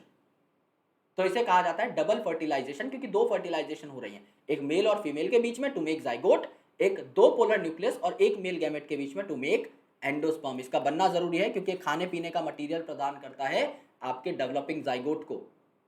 अब बाकी सेल्स तो गायब हो जाएंगे, जाइगोट बचेगा और खाने पीने का सामान बचेगा। जाइगोट अपना डिवाइड कर करके पूरा प्लांट तैयार कर लेगा, ये बात है मेरे भाई। तो 2 स्लाइड में पूरी डिटेल खींच दी है आगे तक की। ठीक है, अब देख लो भाई किताब में क्या लिखा हुआ है, एक भी पॉइंट नहीं छूटा होगा। ये आपकी डंडी है जिसे हम कहते हैं फ्यूनिकल, और ये फ्यूनिकल आपके मेन ओव्यूल से जोड़ती है आपके प्लेसेंटा को। ठीक है, हाइलम वो जंक्शन है जिसपे दोनों आकर के फ्यूज होते हैं। ठीक है, तो एक सेल जो है आपका न्यूसिलस का, सिर्फ एक सेल, वो आपका मेगास्पोर मदर सेल की तरह बिहेव करेगा, विच इज डिप्लॉयड। सो न्यूसिलस का सेल क्या बनाएगा, मेगास्पोर टेट्राड बनाएगा। तो मेगास्पोर जेनेसिस कैसे होता है, काफी सारे न्यूसिलस के सेल थे जिसमें से एक मेगास्पोर मदर सेल बन गया। ये मेगास्पोर मदर सेल जो है ये आपका मियोसिस करेगा और आपके क्या बन जाएंगे, 4 मेगास्पोर्स बन जाएंगे। अब इन 4 मेगास्पोर में से 3 तो डीजनरेट हो जाएंगे, सिर्फ एक आपका आगे डेवलपमेंट करेगा, जिसे कह रहे थे हम मोनोस्पोरिक डेवलपमेंट। ठीक है, तो देखो यार यहां पर क्या हुआ, डिटेल में देख लेते हैं। भाई ये आपका माइक्रोपाइलर एंड है, ये आपका मेगास्पोर मदर सेल है, यानी न्यूसिलस का एक सेल मेगास्पोर मदर सेल बना, इसमें डिवीजन हुई 2 सेल बने, इसमें डिवीजन हुई 4 सेल बने, मेगास्पोर टेट्राड बना। क्या चारों सेल सर्वाइव करेंगे? नहीं, 3 आपके डीजनरेट हो जाएंगे, एक बचेगा। अब वो जो एक बचा है वो आगे डिवीजन करेगा। ये एक मेगास्पोर था, इसके 2 न्यूक्लियस बने, 2 से 4, 4 से 8। अब इन 8 न्यूक्लियस को हम कैसे अरेंज करेंगे? जो आपका माइक्रोपाइलर एंड है, इस पे क्या थे आपके 2 सिनर्जिड और एक एग था। जो चलाजल एंड था, इस पे 3 एंटीपोडल थे और सेंटर पे 2 पोलर न्यूक्लियस थे। इस डायग्राम में बहुत डिटेल में देखो भाई। माइक्रोपाइल पे मैंने आपको बताया 2 सिनर्जिड है, जिनमें फिलिफॉर्म अपरेटस लगे हुए हैं, जो पॉलन ट्यूब को यहां तक लेके आएंगे। एक एग सेल है जो एक्चुअल फीमेल गैमेट है, ऊपर 3 एंटीपोडल्स हैं एक जैसे चलाजल एंड पे, और सेंटर पे 2 पोलर न्यूक्लियाई हैं और एक सेंट्रल सेल है। ऊपर 3 सेल 3 न्यूक्लियस, नीचे 3 सेल 3 न्यूक्लियस, 6 सेल 6 न्यूक्लियस हो गए, बीच में सिर्फ एक सेल है, तो टोटल सेल 7, लेकिन न्यूक्लियस 2 हैं, यानी टोटल न्यूक्लियस 8। ये आपका हम ऑलरेडी पढ़ चुके हैं। तो अब आपका जो एम्ब्रियो सैक बनता है, इसमें 7 सेल होते हैं, यानी 8 न्यूक्लियस होते हैं, ये हमें अच्छे तरीके से पता है। ठीक है, अब हमें क्या करना है मेरे भाई, ये जो हमारा पॉलन ग्रेन था, इसको पहुंचाना है फीमेल तक। भाई पॉलन ग्रेन जो था, एंथर फट चुका है, पॉलन रिलीज हो चुके हैं, फीमेल जवान हो चुकी है, स्टिग्मा की रिसेप्टिविटी बढ़ चुकी है। अब पॉलन को हमें फीमेल प्लांट तक पहुंचाना है, जिससे कि पॉलिनेशन हो पाए, फर्टिलाइजेशन हो पाए। So transfer of pollen from anther to stigma, यानी male to female, is called as pollination. अब पॉलन आ कहां से रहा है, उस हिसाब से हम कहते हैं पॉलिनेशन को इधर सेल्फ पॉलिनेशन और क्रॉस पॉलिनेशन। सेल्फ पॉलिनेशन मतलब सेम ही प्लांट का पॉलन है, तो इसको हमने ऑलरेडी कल पढ़ा था, इट कुड बी ऑटोगैमी और जिटोनोगैमी। क्या मतलब था दोनों का? भाई ऑटोगैमी का मतलब था कि same flower of same plant, भाई सेम प्लांट ही नहीं, सेम फ्लावर का पॉलन आ रहा है, same flower of same plant आ रहा है पॉलन लेकर के, एकदम 100% जेनेटिकली सिमिलर बच्चे बनेंगे। जिटोनोगैमी क्या था? Different flower of same plant, plant तो सेम ही रहेगा क्योंकि सेल्फ पॉलिनेशन है, लेकिन फ्लावर डिफरेंट है, तो पॉलिनेटिंग एजेंट जरूर लगेंगे, यानी कोई एजेंट होगा, हवा, पानी या इंसेक्ट, जो पॉलन को लेके जा रहा होगा, क्योंकि थोड़ी बहुत दूरी तो होगी। भाई सेम फ्लावर में तो वहीं की वहीं फुचुक करके गिर गया, एक फ्लावर हो सकता है दूसरे से थोड़ा दूर हो, 1 मीटर ही दूर हो, बहुत बड़ा प्लांट है तो different flowers of same plant. यहां भैया थोड़ी सी दिक्कत आती है, क्योंकि प्लांट सेम है तो जेनेटिक डिफरेंसेस तो यहां भी नहीं आते, बच्चा 100% सेम बनेगा, लेकिन एजेंट की जरूरत पड़ती है। और क्रॉस पॉलिनेशन मतलब आपका मेरे भाई यहां पर आएगा जीनोगैमी, मतलब सीधा डिफरेंट प्लांट, तो इसमें आपका अच्छा खासा जेनेटिक डिफरेंसेस आते हैं, इसका मतलब है आपका डिफरेंट प्लांट होंगे, तो जेनेटिक डिफरेंसेस अच्छे खासे आएंगे। अब ये वाली चीज हम लोग लास्ट लेक्चर में पढ़ चुके थे, लेकिन दोबारा से रिपीट कर लेते हैं। Autogamy, geitonogamy and xenogamy. क्या हुआ मेरे भाई, यहां पे बहुत गौर से देखना, ये आपका क्या है, बाइसेक्सुअल फ्लावर है, तो इसमें एक ही फ्लावर से जो है आपका मेल और फीमेल मौजूद है, यहीं से आपका क्या हो गया, पॉलन ट्रांसफर हो गया। एक फ्लावर से दूसरे फ्लावर पे नहीं माना जाएगा, तो नीचे कट लगा दिया हमने। ठीक है, तो यहां पे ऑटोगैमी हुई, एक फ्लावर से दूसरे फ्लावर में, एक मतलब एक फ्लावर के अंदर ही अगर हो रहा है, देखो दोनों पार्ट एक ही फ्लावर के अंदर है तो ऑटोगैमी, एक फ्लावर से दूसरे फ्लावर में जा रहा है तो जिटोनोगैमी, और एक प्लांट से दूसरे प्लांट में जा रहा है तो जीनोगैमी। सारी चीजें एक में ही क्लियर हो गई। ठीक है, तो यहां पर देखो, एक फ्लावर से दूसरे flower of the same plant geitonogamy, और एक प्लांट अलग है दूसरा प्लांट अलग है, इनके बीच में xenogamy. Alright, this is the thing. तो काफी सारे एग्जांपल्स हैं इसके। अगर आप देखो यार, बाइसेक्सुअल्स का एग्जांपल अगर आप लोगे तो बाइसेक्सुअल प्लांट जो है, जैसे कुकुरबिट है, कोकोनट है, कैस्टर है, मेज है, इनके अंदर आपकी जिटोनोगैमी देखने को मिल सकती है, जबकि पपाया और डेट पाम के अंदर आपकी जीनोगैमी देखने को मिलती है। और स्वीट पोटैटो में आपका क्या देखने को मिलता है, ऑटोगैमी देखने को मिल जाती है। This is the most important thing that you need to understand. सबसे खास एग्जांपल्स जो एनसीईआरटी में दिए गए हैं वो ये हैं, ये सारे के सारे एक ही जगह पर मेंशन कर दिए गए हैं। ऑलराइट, चलो ठीक है। अब देखो कंडीशंस फॉर ऑटोगैमी। ऑटोगैमी कब होगी, कंडीशंस फॉर ऑटोगैमी, ऑटोगैमी कब होगी, यानी सेम ही फ्लावर के अंदर ऑफ सेम प्लांट, यानी सेम फ्लावर में ही ट्रांसफर हो रहा है तो मेल और फीमेल सेम फ्लावर के अंदर होने चाहिए, यानी बाइसेक्सुअल फ्लावर होना चाहिए। दूसरा, जिस टाइम पे पॉलन ड्रॉप करूं फीमेल पे, फीमेल वो पॉलन एक्सेप्ट करने लायक हो, यानी उतनी जवान हो, यानी मेल और फीमेल सेम टाइम पर मैच्योर होने चाहिए। तो एंथर की मैच्योरिटी और स्टिग्मा की रिसेप्टिविटी यानी स्टिग्मा की मैच्योरिटी सेम टाइम पे हो। और दो तरीके के फ्लावर हो सकते हैं आपके, ओपन एंड क्लोज, यानी कैस्मोगैमस और क्लिस्टोगैमस, जिनके बारे में अगली स्लाइड में पढ़ाऊंगा। दोनों फ्लावर जो हैं ये ऑटोगैमी दिखाते हैं, लेकिन जो क्लोज्ड फ्लावर है इसके पास कोई और ऑप्शन नहीं होता, कोई और ऑप्शन नहीं होता। समझो यार, एक फ्लावर है जो क्लोज्ड है, बाहर से कोई पॉलन आ ही नहीं सकता जिंदगी में, तो भाई अंदर के अंदर जो है उसी से काम चलाना पड़ेगा, तो वो हमेशा क्या होते हैं, ऑटोगैमस होते हैं। क्लिस्टोगैमस फ्लावर्स आर एक्सक्लूसिवली ऑटोगैमस, इनके पास भैया कुछ और है ही नहीं, इनके पास मेरे भाई और कुछ है ही नहीं। कंडीशंस फॉर जिटोनोगैमी क्या है, कंडीशंस फॉर जिटोनोगैमी क्या है भाई, सेम आपका प्लांट है, सेम प्लांट है, उसी के अंदर आपका दो फ्लावर आपस में एक्सचेंज कर रहे हैं, मेल और फीमेल गैमेट, यानी सेम प्लांट के अंदर बाइसेक्सुअलिटी होनी चाहिए। लेकिन यहां पर पॉलिनेटर लगेगा मेरे भाई, क्योंकि फ्लावर्स दूर दूर हो सकते हैं, तो फंक्शनली यह जीनोगैमी जैसा है, यानी पॉलिनेटर लगेगा due to presence of pollinator.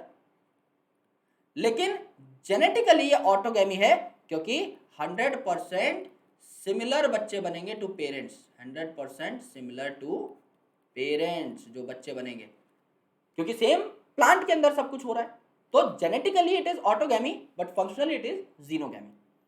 Condition for xenogamy क्या है कि एक जो पर्टिकुलर आपका फ्लावर है वो दूसरे प्लांट के पास पॉलन पहुंचाए, ठीक है। सो प्लांट आपके डिफरेंट होने चाहिए लेकिन सेम स्पीसीज, क्योंकि स्पीसीज तो चेंज कर ही नहीं सकते, वरना अर्नेस्ट मेयर साहब बुरा मान जाएंगे, बायोलॉजिकल कंसेप्ट ऑफ स्पीसीज का सत्यानाश हो जाएगा। इसके लिए भी पॉलिनेटर रिक्वायर्ड है जो एक जगह से दूसरी जगह पॉलन पहुंचाए।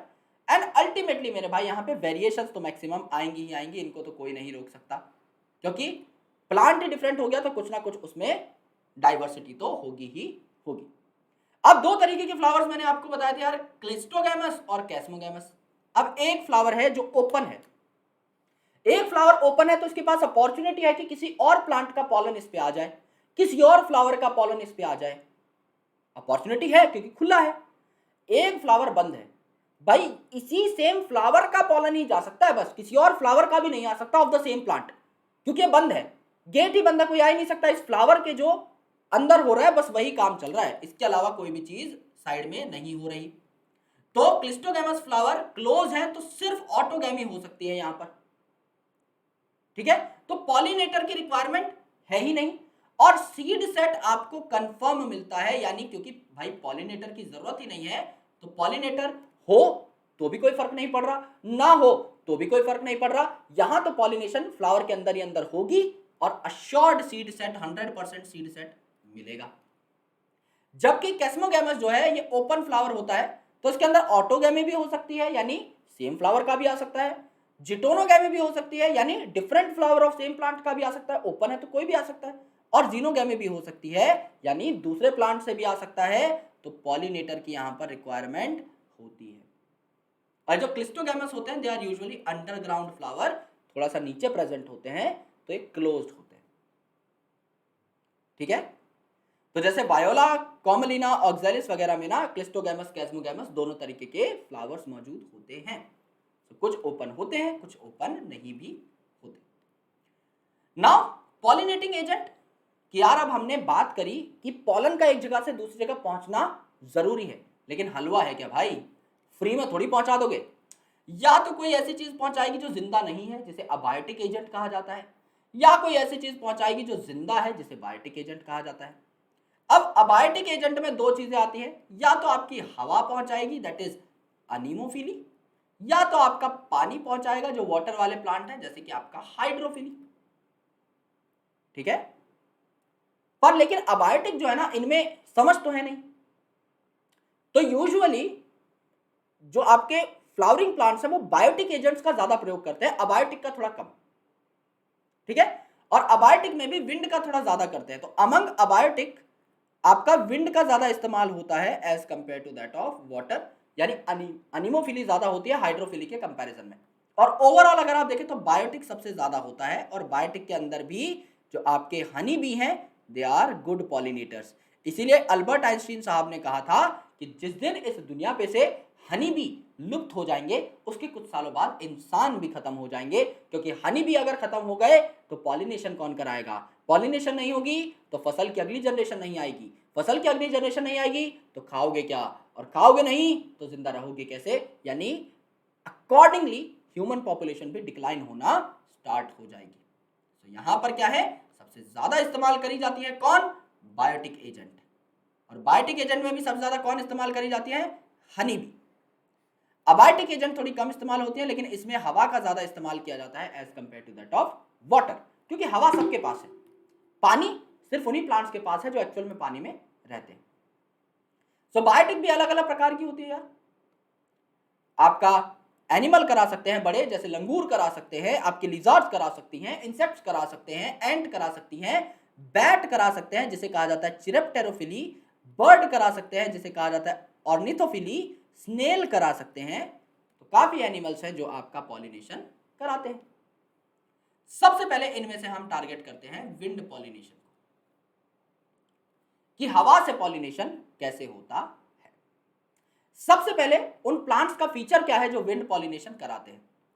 सबसे पहली चीज कि मेरे भाई यहां पर आपका स्मॉल पॉलन होना चाहिए।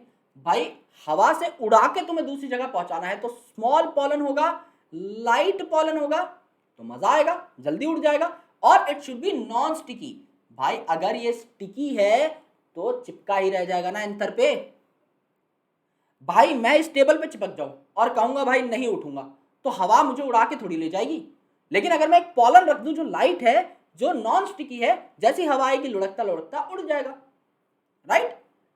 तो ये जो है आपके फीचर्स हैं किसके, पॉलन के। ये आपके फीचर्स हैं पॉलन के कि ये छोटा हो, कम वजन का हो, नॉन स्टिकी हो। स्टिग्मा के क्या फीचर है फीमेल के, भाई ये आपकी क्या हो, फेदरी हो और एक्सपेंडेड हो, यानी आपकी क्या हो, लार्ज हो, आपकी लार्ज हो। ठीक है, ये स्टिग्मा के फीचर है, क्योंकि स्टिग्मा जितनी बड़ी होगी, चौड़ी होगी और जितनी फेदरी होगी वो उतना पॉलन को फंसा लेगी। फेदर ही फेदर है, पॉलन एक जगह भी अटकता हुआ चला जाएगा तो पकड़ने में आसानी होगी। स्टाइल जो है ये क्या है, लॉन्ग एक्सर्टेड हो, यानी लंबी हो। स्टाइल जितनी लंबी होगी उतना अपने आप को लहरा पाएगी और दूर तक का पॉलन पकड़ पाएगी। और फ्लावर आपके कलरलेस भी होंगे और छोटे भी होंगे तो कोई फर्क नहीं पड़ता। फ्लावर बड़ा होने की कब जरूरत है, कलरफुल होने की कब जरूरत है, जब हमें इंसेक्ट से पॉलिनेशन करानी हो, क्योंकि कलर और फ्लावर बड़ा होना खूबसूरत दिखे तो इंसेक्ट अट्रैक्ट होते हैं। यहाँ तो इंसेक्ट की जरूरत ही नहीं है। तो ये जो कलर और आपका स्मॉल साइज है या जो आपकी फ्रेग्रेंस है या नेक्टर है, ये इंसेक्ट को अट्रैक्ट करने के लिए चाहिए। लेकिन इंसेक्ट तो यहाँ पे यूज ही नहीं हो रहे, तो हमें कलर की, स्मेल की, बड़ी इन्फ्लोरेसेंस की कोई खास जरूरत नहीं है। भाई वाटर पॉलिनेशन कैसे हो पाएगा, वाटर पॉलिनेशन उन प्लांट्स में होता है जो पानी के आसपास रहते हैं, जैसे एल्गी, ब्रायोफाइट, टेरिडोफाइट, इनमें वाटर से पॉलिनेशन होता है। और एंजियोस्पर्म में भी, फ्लावरिंग प्लांट में भी लगभग 30 जीनस जो है आपके मोनोकॉट्स के, ये वाटर पॉलिनेशन शो करते हैं। कैसे, अब देखो एक्वाटिक प्लांट जो है इनमें भी, जैसे विंड सबसे कॉमन है पॉलिनेटर अबायोटिक, तो प्लांट जो है एक्वाटिक हो सकते हैं लेकिन पॉलिनेशन ये करते हैं बाय विंड या इंसेक्ट। पानी में होने के बावजूद भी पानी का इस्तेमाल नहीं करते। जैसे आपका सबसे स्टैंडर्ड एग्जांपल है यार वाटर लिली का और वाटर हायासिंथ का। ये क्या करते हैं, पानी के लेवल से थोड़ा ऊपर आ जाते हैं और इंसेक्ट या हवा से पॉलिनेशन करवा लेते हैं। लेकिन कुछ आपके ऐसे प्लांट है जो वाटर से ही पॉलिनेशन करवाते हैं। कुछ आपके सरफेस पर पॉलन छोड़ देते हैं, जिनके पॉलन गोल गोल होते हैं, जो सरफेस पर तैर सकते हैं, और कुछ आपके अंडरग्राउंड पॉलिनेशन करते हैं। अब अंडरग्राउंड पॉलिनेशन मतलब अंडर वाटर पॉलिनेशन, यानी पानी के अंदर पॉलन तैर रहा है तो पानी के अंदर गोल पॉलन नहीं तैर सकता भाई, रिबन लाइक पॉलन चाहिए जो पानी की लहरों के हिसाब से खुद को मोड़ पाए, and it will ultimately follow up in the water only. So अगर आप पॉलन सरफेस पे छोड़ते हो, फॉर एग्जांपल वेलिस्नेरिया, तो मेल फ्लावर जो है या जो पॉलन है ये आपका सरफेस पर तैरता रहेगा और फीमेल तक पहुंच जाएगा, जैसे वेलिस्नेरिया के अंदर। लेकिन जैसे आपका जोस्टेरा है which is a sea grass, इसमें क्या रहता है, पॉलिनेशन जो है अंडर वाटर होती है। तो रिबन शेप जो पॉलन है इसमें म्यूसिलेज की कवरिंग होती है, जो पानी में अपने आप को प्रोटेक्ट कर सकता है, वो अंडर वाटर तैरता रहेगा और अपने आप को क्या कर लेगा, फीमेल तक पहुंचा लेगा। तो जैसे वेलिस्नेरिया है ये आपका सरफेस पर धमाल मचाता है, जबकि आपका जोस्टेरा है ये आपका कहाँ मचाता है, अंडर वाटर धमाल मचाता है। और वाटर हायासिंथ वाटर लिली हैं, ये क्या करते हैं आपके यूजुअली एयर से या इंसेक्ट से पॉलिनेशन करवाते हैं। अब जो पॉलिनेशन है मेरे भाई वो बायोटिक एजेंट से भी हो सकती है, ठीक है। जैसे कोई इंसेक्ट है तो अब आप चाहते हो कि इंसेक्ट आकर के आपके ऊपर बैठे, जैसे एक मेल फ्लावर है वो चाहेगा कि इंसेक्ट उसके ऊपर आके बैठे, जैसे ही इंसेक्ट उसके ऊपर आके बैठेगा वो थोड़े पॉलन डस्ट कर देगा, उसके ऊपर पॉलन चिपक जाएंगे इंसेक्ट की बॉडी से, और जब वही इंसेक्ट किसी फीमेल फ्लावर के पास जाएगा तो पॉलन फीमेल तक पहुंच जाएंगे। तो सबसे पहले मुझे जरूरी है कि मैं इंसेक्ट को अट्रैक्ट करूं, तो इंसेक्ट को अट्रैक्ट करने के लिए मुझे या तो कलर चाहिए कि मैं इतना खूबसूरत हूं कि इंसेक्ट आके मेरे ऊपर बैठे, या मुझे नेक्टर चाहिए, यानी मुझे फ्रूटी पिलानी पड़ेगी उसे, भैया जूस पी लो और आके मेरे पास बैठ जाओ, मेरा जूस बहुत टेस्टी है, या उसमें ओडर हो यानी स्मेल इतनी बढ़िया हो कि इंसेक्ट आकर अट्रैक्ट हो, या फिर काफी बार फॉल ऑर्डर्स भी प्लांट्स सिक्रीट करते हैं जिससे कि इंसेक्ट को अट्रैक्ट किया जाए। काफी इंसेक्ट को गंध बहुत पसंद होती है तो वो गंदी स्मेल से भी अट्रैक्ट होते हैं, तो काफी फ्लावर आपके गंदे भी स्मेल करते हैं। एंड स्टिकी हो आपके पॉलन्स, राइट, स्टिकी पॉलन हो जिससे कि फटाफट वो इंसेक्ट की बॉडी से चिपक जाए, राइट। तो मेन इंसेक्ट कौन है आपका, बी है। इसके अलावा आपकी बटरफ्लाइज, बीटल, मोथ, वॉस्प, एंट, ये भी आपके क्या होते हैं, इंपॉर्टेंट पॉलिनेटर्स हैं। इसके अलावा मेरे भाई अगर आप देखोगे तो आपका बैट जो है ये चिरप्टेरोफेलिक कहलाता है। इसमें फ्लावर का साइज बहुत लार्ज होना चाहिए जिससे बैट उसके ऊपर जाकर अट्रैक्ट हो, स्ट्रॉन्ग स्मेल आनी चाहिए, डल कलर होना चाहिए, एंड नेक्टर होना चाहिए, यानी फ्लावर अगर बड़ा है और नेक्टर है तो बैट आपका डन है। और बर्ड कब आएगी, जब फ्लावर आपका लार्ज हो, कलर बहुत शानदार हो, स्मेल नहीं भी होगी तो भी चलेगा लेकिन नेक्टर होना चाहिए, ठीक है। तो अलग अलग कंडीशंस हैं जिसमें अलग अलग आपके इंसेक्ट और एनिमल्स आ जाते हैं पॉलिनेशन करवाने। इसके अलावा कुछ बड़े एनिमल्स भी हैं, जैसे आपका लिजार्ड है, गार्डन लिजार्ड है, लंगूर है, मैंने आपको बताया था स्टार्टिंग में ही, they are also some pollinators. तो पॉलिनेटर्स को क्या मिलता है भाई बदले में, भाई पॉलिनेटर तो पॉलिनेशन करा देगा, बदले में उसे क्या मिलेगा, बदले में उसे मिलेगा क्या, नेक्टर, फ्रूटी मिलेगी। पॉलन मैंने बताया था ना एनर्जी देता है, न्यूट्रिशियस होता है, पॉलन मिलेगा।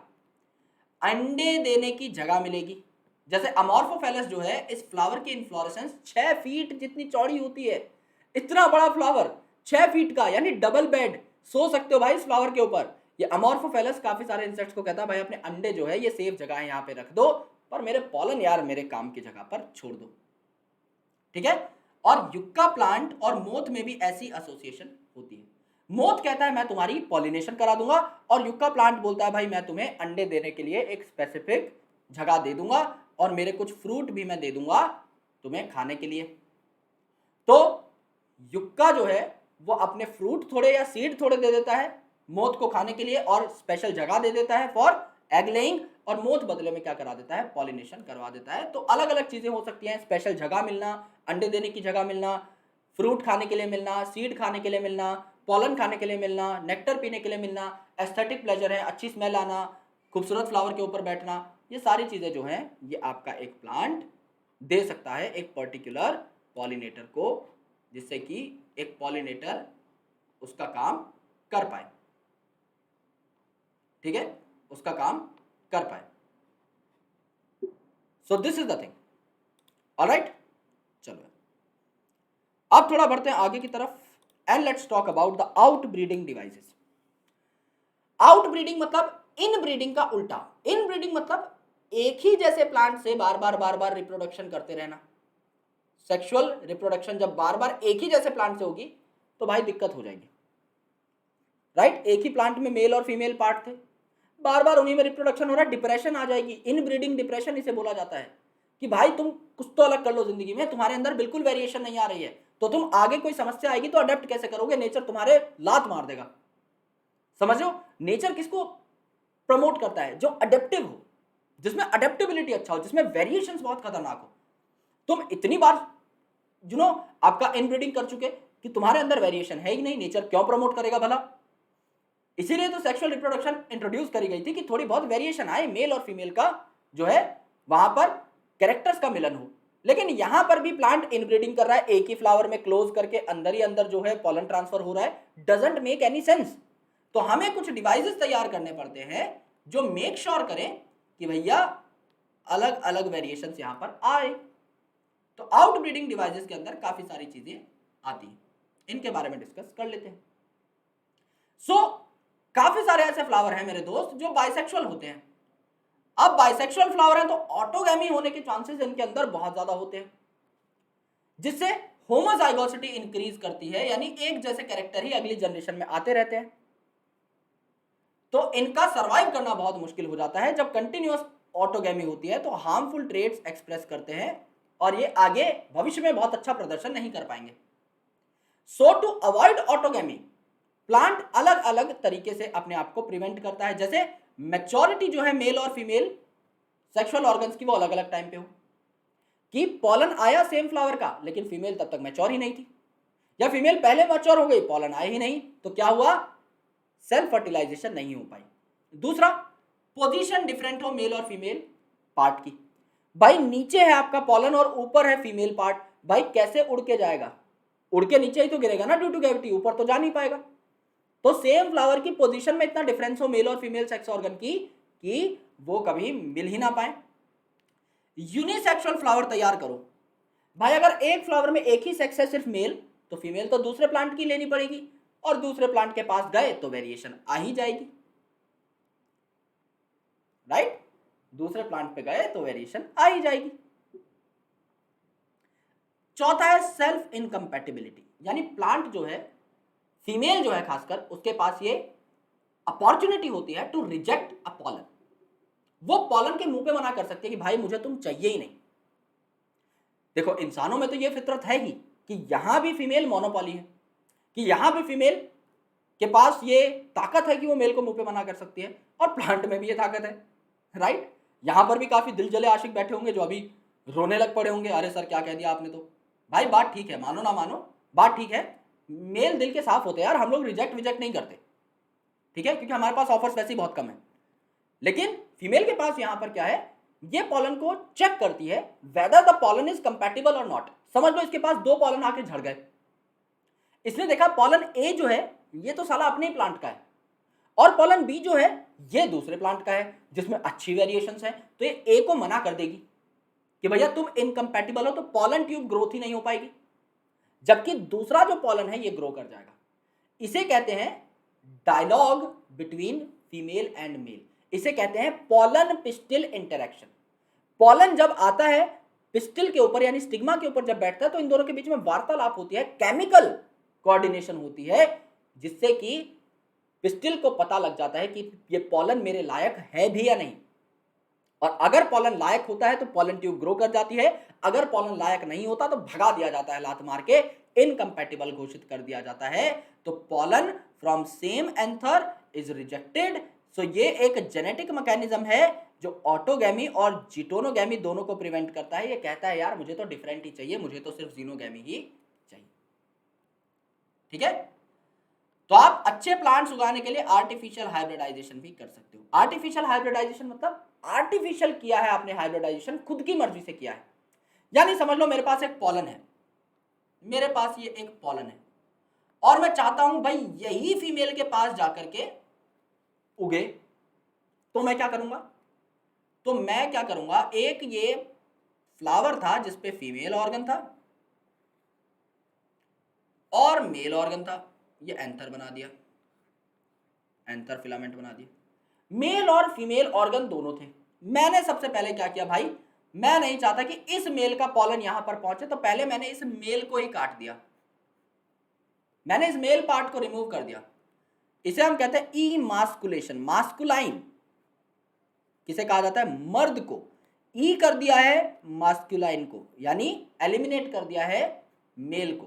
तो आपने क्या कर दिया, यहां पे एलिमिनेट कर दिया है मेल को, तो मेल हटा दिए तो सेम पॉलन आने की झंझट खत्म। अब आपने क्या कर दिया, बैगिंग, यहां आपने बैग लगा दिया है, इस फीमेल के ऊपर आपने बैग लगा दिया कि भैया सिर्फ मेरे पसंद का पॉलन ही जाना चाहिए, तो मैं बैग लगा देता हूं, कोई और पॉलन आके पहले ना बैठ जाए भाई सीट पे रुमाल रख के कि हाँ भाई हमारा पॉलन जाएगा सबसे पहले, ना, हमें कोई रिस्क नहीं लेना, तो मैंने बैग लगा दिया है भाई, मैंने बटर पेपर लगा दिया, ठीक है। अब जब ये फीमेल जवान हो गई, रिसेप्टिव हो गई, तब मैंने अपना पॉलन ला करके ये बैग हटाया और इसके ऊपर डाल दिया पॉलन।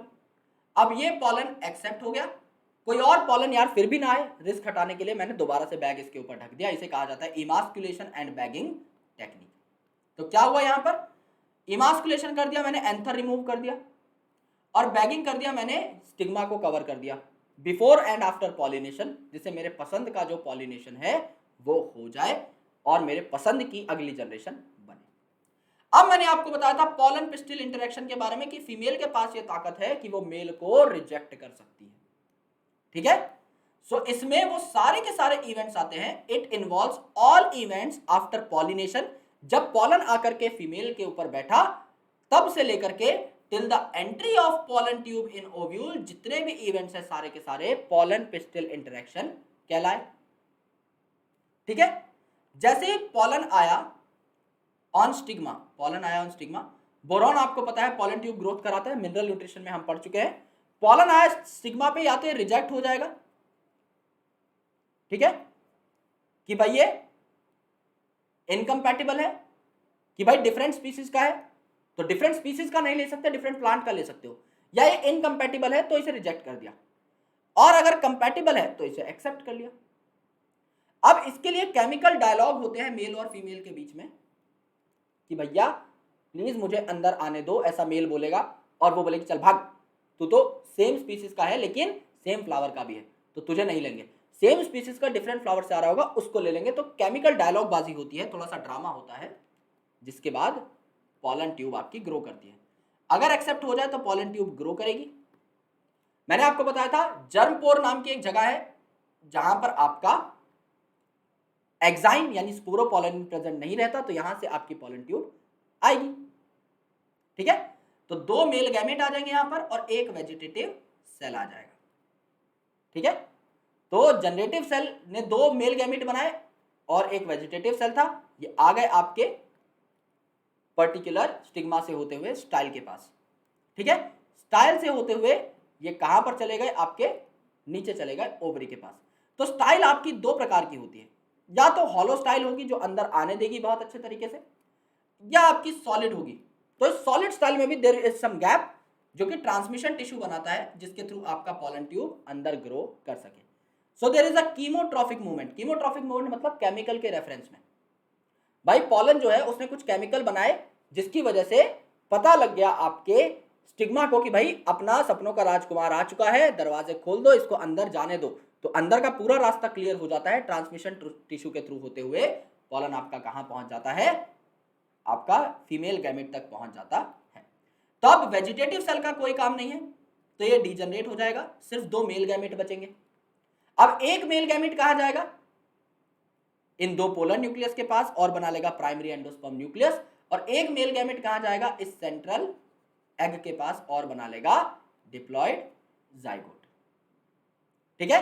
तो दोनों के दोनों मेल गैमेट जो है यहां पर रिलीज कर दिए जाएंगे। अब इनका क्या होता है that we know very well, ठीक है। यहां पर क्या हुआ मेरे भाई, देखो बहुत गौर से, यहां पर क्या हुआ, ये आपकी पॉलन ट्यूब जो थी ये ग्रो करी, और उसके बाद इसने यहां पहुंचा दिया एग सेल के पास पॉलन, तो दोनों पॉलन पहुंच गए, एक एग सेल के साथ फ्यूज कर जाएगा, एक पोलर न्यूक्लियस के साथ फ्यूज कर जाएगा। ठीक है, तो एक यहां पर दो मेल गैमेट आए, एक यहां पर एग सेल के साथ फ्यूज किया और एक आपका पोलर न्यूक्लियस के साथ फ्यूज कर गया। ये आपकी पॉलन ट्यूब दिखाई हुई है, जो चुड़ैल की चोटी जैसा स्ट्रक्चर है, that is your pollen tube. तो फर्टिलाइजेशन कैसे होती है? एक मेल गैमेट जो है ये एग के साथ फ्यूज करेगा, जिसे बोलेंगे हम सिनगैमी, जिसमें डिप्लॉयड जाइगोट बनेगा, और एक मेल गैमेट आपका दो पोलर न्यूक्लियस के साथ फ्यूज करेगा। टोटल 3 न्यूक्लियस फ्यूज हो रहे हैं, तो इसे ट्रिपल फ्यूजन बोला गया। सिनगैमी और ट्रिपल फ्यूजन दो तरीके की फर्टिलाइजेशन है, यहां पर इसे डबल फर्टिलाइजेशन बोला, जो सिर्फ एंजियोस्पर्म्स में होता है। ये बात हम पहले कर चुके हैं, तो डरने की कोई जरूरत नहीं। अब यहां पर ये जो ट्रिपल फ्यूजन हुआ था, यहां पर ये जो ट्रिपल फ्यूजन हुआ था, इससे क्या बना मेरे भाई? यहां पर ये जो ट्रिपल फ्यूजन हुआ था, इससे क्या बना? ट्रिप्लॉइड आपका प्राइमरी एंडोस्पर्मिक न्यूक्लियस बना, और इसके चारों ओर जो सेल था, इसे प्राइमरी एंडोस्पर्मिक सेल बोला। अब नाम क्या है? Primary endospermic nucleus. एंडोस्पर्मिक तो आगे चल के क्या बनाएगा? एंडोस्पर्म बनाएगा, जो कि आपका खाने पीने का सामान है, जो कि आपके इस जाइगोट की, यहां सिनगैमी से जो जाइगोट बना है डिप्लॉयड, इसकी डेवलपमेंट में हेल्प करेगा। ओके, तो जाइगोट जो है ये बेसिकली यूटिलाइज करेगा आपके किसको? एंडोस्पर्म को। ऑलराइट, एंडोस्पर्म डेवलपमेंट कैसे होती है मेरे भाई? एंडोस्पर्म जो है ये आपका ट्रिप्लॉइड होता है, क्योंकि दो पोलर न्यूक्लियस और एक मेल गैमेट आके यहां पर फ्यूज हुए। तो न्यूट्रिटिव टिश्यू है एंडोस्पर्म। जब जाइगोट से एम्ब्रियो बनेगा, जब जाइगोट आपका डिवाइड करेगा, तो फूड प्रोवाइड करने का काम कौन करेगा? एंडोस्पर्म। ठीक है, तो बिफोर जाइगोट डिवीजन, यानी जाइगोट इससे पहले डिवाइड करना स्टार्ट करे, उससे पहले एंडोस्पर्म बन जाता है, क्योंकि भाई खाना बनना बहुत जरूरी है। समझ लो तुमने डिवाइड करना स्टार्ट कर दिया और खाना बीच में कम पड़ गया, दिक्कत हो जाएगी। तो पहले खाना बना लो एम्पल, उसके बाद जो है टिफिन विफिन बांध के आराम से डिवीजन करना स्टार्ट कर देंगे। ठीक है, तो काफी सारे ऐसे सीड होते हैं जिसमें एंडोस्पर्म जो है खत्म हो जाता है ड्यूरिंग सीड डेवलपमेंट ही, सारा एंडोस्पर्म जो है खत्म हो जाता है। ओके, इन्हें नॉन एंडोस्पर्मस सीड कहा जाता है। जैसे आपका पी है, बीन है, ग्राउंडनट है, इनमें खत्म हो जाता है। जबकि एंडोस्पर्म जो है पूरा कंज्यूम नहीं होता, बचा लिया जाता है काफी मोनोकॉट्स के अंदर, जैसे मेज, कोकोनट, कैस्टर, तो इनमें एंडोस्पर्म रिच होता है काफी ज्यादा, तो इन्हें एंडोस्पर्मस सीड कहा जाता है। तो नॉन एंडोस्पर्मस सीड होते हैं आपके पी और बीन फैमिली के, ग्राउंडनट, और आपके ये वाले क्या होते हैं? एंडोस्पर्मस, एंडोस्पर्मस होते हैं। ठीक है, तो अब आपका जाइगोट जो है एम्ब्रियो में कन्वर्ट हो रहा है।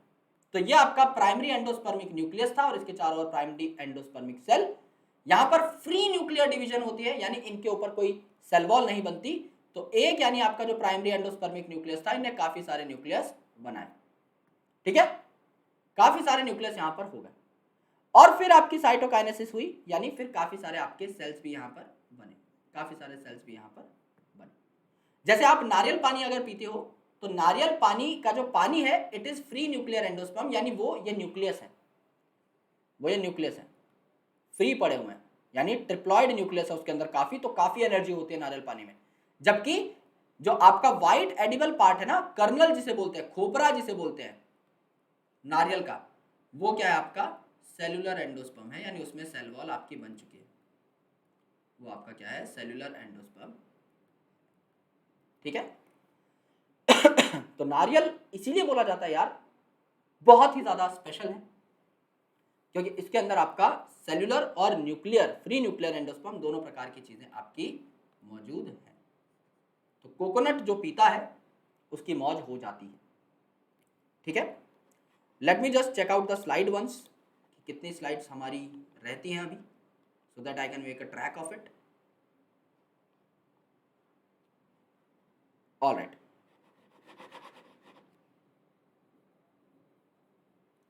Okay,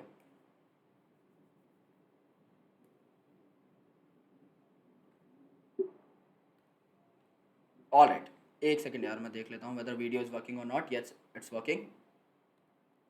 alright, so embryo development को क्या बोलते हैं? एम्ब्रियोजेनी बोलते हैं, ठीक है। Embryo development is often called as embryogeny. क्या हुआ मेरे दोस्त, यहां पे आपका जाइगोट बना और आपका प्राइमरी एंडोस्पर्मिक न्यूक्लियस बना। जाइगोट के बगल में यहां पर क्या थे? दो सिनर्जिड, दोनों के दोनों डीजनरेट हो गए, अब इनका कोई काम नहीं है। चलाजल एंड पर 3 एंटीपोडल थे, तीनों का कोई काम नहीं है।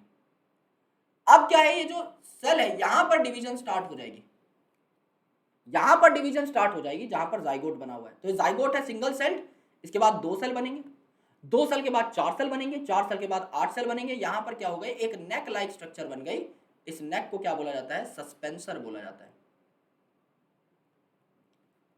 इस नेक लाइक स्ट्रक्चर को सस्पेंसर बोला जाता है।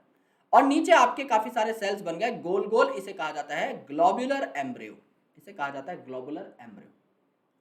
तो सबसे पहले सेल आपके बनते जाएंगे, ग्लोबुलर एम्ब्रियो तैयार होगा। ग्लोबुलर के बाद आपका हार्ट शेप एम्ब्रियो तैयार होगा, यानी आपके 2 पार्टीशन स्टार्ट हो जाएंगे। 2 पार्टीशन क्यों? क्योंकि काफी सारे आपके डाइकॉट प्लांट होते हैं, तो इनमें 2 कॉटिलेडन बनते हैं। तो ये हार्ट शेप स्ट्रक्चर आगे चल के लंबा होगा और आपके 2 कॉटिलेडन बनना स्टार्ट हो जाएंगे, ठीक है। तो यहां पर देखो रेडिकल है यानी रूट पार्ट, या आपके 2 कॉटिलेडन हो गए। कॉटिलेडन कितने हो गए? 2, यानी आपका डाइकॉट प्लांट का ये पर्टिकुलरली डायग्राम है, ठीक है। तो रेडिकल से क्या बनती है आगे चल के? आर फॉर रेडिकल, ये बनाता है आपका root system. P for plumule, ये क्या बनाता है? आपका शूट सिस्टम। तो आर फॉर रेडिकल से याद कर लो, जो बच गया वो शूट बनाएगा।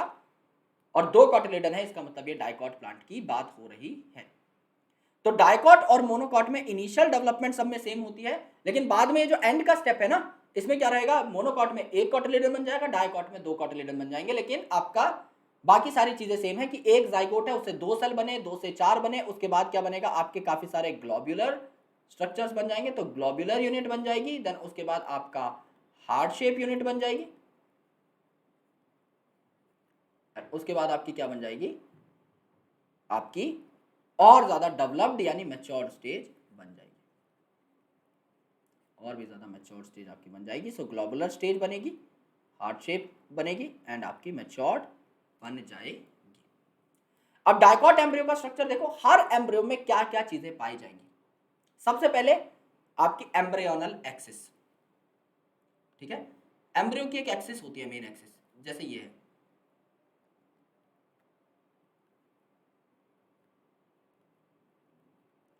ठीक है। ये क्या है आपकी? एम्ब्रियोनल एक्सिस, एम्ब्रियोनल एक्सिस है। अब इस एम्ब्रियोनल एक्सिस के यहां पर ऊपर ये जो आपका दिख रहा है एट दिस लेवल, इसके ऊपर की जो भी चीजें हैं ये आपकी प्लूम्यूल है, ओके, राइट। जहां से अराइज हो रही है कॉटिलिडन्स, इसके ऊपर के पार्ट को हम क्या बोलेंगे? देखो यार, ऊपर को बोला जाता है एपी साइंटिफिक लैंग्वेज में, ठीक है। थोड़ा सा इसको सिंप्लीफाई करते हैं। ये जिस लेवल पे आपके कॉटिलिडन अराइज हो रहे हैं ना, इसके ऊपर के पार्ट को आप क्या बोलोगे? ऊपर के पार्ट को बोला जाता है epi, so it will be called as epicotyl, यानी कॉटिलिडन जहां से अराइज हो रहे हैं, देखो वहीं पे मैंने आपकी लेयर बनाई है। कॉटिलिडन जहां से अराइज हो रहे हैं उसके ऊपर का part is epicotyl, and cotyledon जहां से अराइज हो रहे हैं उसके नीचे का पार्ट इज हाइपोकोटाइल, उसके नीचे का पार्ट इज हाइपोकोटाइल, ठीक है। हाइपोकोटाइल जो यहां पे लिखा भी हुआ है। अब यहां से आपके 2 कॉटिलिडन निकल रहे हैं, 1 and 2, it means that it is a dicot embryo, जो कि आपका ऊपर मेंशन्ड भी है। और यहां पर नीचे आपका प्लूम्यूल पार्ट है जहां से कॉटिलिडन निकल रहे होंगे, जो कि आगे चल के क्या बनाएगा? शूट सिस्टम बनाएगा, शूट सिस्टम बनाएगा, ठीक है। और ये जो आपका रेडिकल है ये आगे चल के क्या बनाएगा? रूट सिस्टम बनाएगा। और इस रूट को कवर करने के लिए टर्मिनल एज पर क्या प्रेजेंट है? आपकी रूट कैप प्रेजेंट है, रूट कैप प्रेजेंट। ये बात है, टोटल बात आपकी ये क्या हुआ? एक एम्ब्रियोनल एक्सिस है, इस एम्ब्रियोनल एक्सिस पे जिस लेवल से आपका कॉटिलिडन अराइज हो रहा है, इसके ऊपर का पार्ट एपिकोटाइल, नीचे का हाइपोकोटाइल। यहां पर आपके 2 कॉटिलिडन है, ये प्लूम्यूल है ऊपर का पार्ट जिससे शूट अराइज होगी, नीचे का पार्ट रेडिकल जिससे रूट अराइज होगी, एंड आपका रूट कैप जो रूट को प्रोटेक्ट करेगा। अब देखो मोनोकॉट के केस में, भाई मोनोकॉट के केस में अगर आप देखोगे, then this is the main part, this is your embryonal axis, Okay, this main axis is your embryonal axis. इस एम्ब्रियोनल एक्सिस में ये आपका शील्ड शेप स्क्यूटुलम है। शील्ड शेप स्क्यूटुलम क्या कहा जाता है? In some monocots and grasses shield shape scutellum is the single cotyledon. यहाँ मोनोकॉट में सिंगल कॉटिलेडन होता है, तो इसके सिंगल कॉटिलेडन को क्या कहा जाता है? स्क्यूटुलम। बहुत इंपॉर्टेंट क्वेश्चन है, डायरेक्टली पूछा जाता है। तो स्क्यूटुलम जिस लेवल पे अराइज हो रहा है, इसके ऊपर का पार्ट वही आपका एपिकोटाइल और इसके नीचे का पार्ट वही आपका हाइपोकोटाइल। ठीक है। अब यहां पर क्या अराइज हो रहा है? आपका शूट पार्ट है, शूट को कवर करने वाला, प्लूम्यूल को कवर करने वाला, पी फॉर प्लूम्यूल, तो इसको कवर कौन करेगा? सिलोप्टाइल। इसके अंदर पी आ रहा है। एंड नीचे आपका रेडिकल है, आर फॉर रेडिकल। इसको कवर करने वाले पार्ट को क्या बोलोगे? कोलियोराइजा, जिसमें आर आ रहा है। And root cap is also present over here. Main part सिर्फ ये है कि आपको स्क्यूटुलम नोट कर लेना है। ठीक है। और एक कुछ टिश्यू रेमिनेंट्स होते हैं जो एपिब्लास्ट के फॉर्म में हल्की सी प्रोजेक्शन शो करते हैं। कुछ टिश्यू यहां पर जमा हो जाते हैं, एडिशनल टिश्यूज। ठीक है। सो एक एम्ब्रियोनल एक्सिस जहां पे आपका स्क्यूटुलम यानी आपका सिंगल कॉटिलेडन अराइज हो रहा है, उसके ऊपर का पार्ट एपिकोटाइल, नीचे का पार्ट हाइपोकोटाइल, ऊपर आपका प्लूम्यूल, प्लूम्यूल को कवर करेगा पी फॉर प्लूम्यूल, तो कोलियोप्टाइल में पी आ रहा है वो कवर करेगा। नीचे आर फॉर रेडिकल, तो कोलियोराइजा में आर आ रहा है, it will cover the radicle. And नीचे सबसे रूट कैप आपकी अवेलेबल होगी, तो coleoptile will cover plumule and coleorhiza will cover radicle, will cover radicle. R मैं यहां पर मार्क कर देता हूं। एंड कोलियोप्टाइल विल कवर आपका प्लूम्यूल, पी यहां पे कवर कर देता हूं। As simple as that. ठीक है। अब क्या होगा? ये आपका एम्ब्रियो डेवलप करेगा और आपका पूरा प्लांट बना लेगा। लेकिन प्लांट किससे बनता है? सीड से। तो पहले सीड बनेगा। सीड क्या है? Fertilised ovule. ये जो ओव्यूल हमने फर्टिलाइज किया था, जिसमें हमने पॉलन भेजा, वो एक सीड बना लेगा। तो सीड में क्या है? आपका बाहर के कोट है, सीड कोट। तो एक्चुअल में ओव्यूल ने आपका सीड बनाया है ना, तो ओव्यूल में क्या था? सेंटर पे आपके न्यूक्लियर सेल्स थे और ऊपर दो इंटेग्यूमेंट थे। तो वो दो इंटेग्यूमेंट जो थे वो दो लेयर बन चुके हैं। आउटर इंटेग्यूमेंट और इनर इंटेग्यूमेंट क्या बन चुके हैं? Testa and tegmen, outer and inner respectively.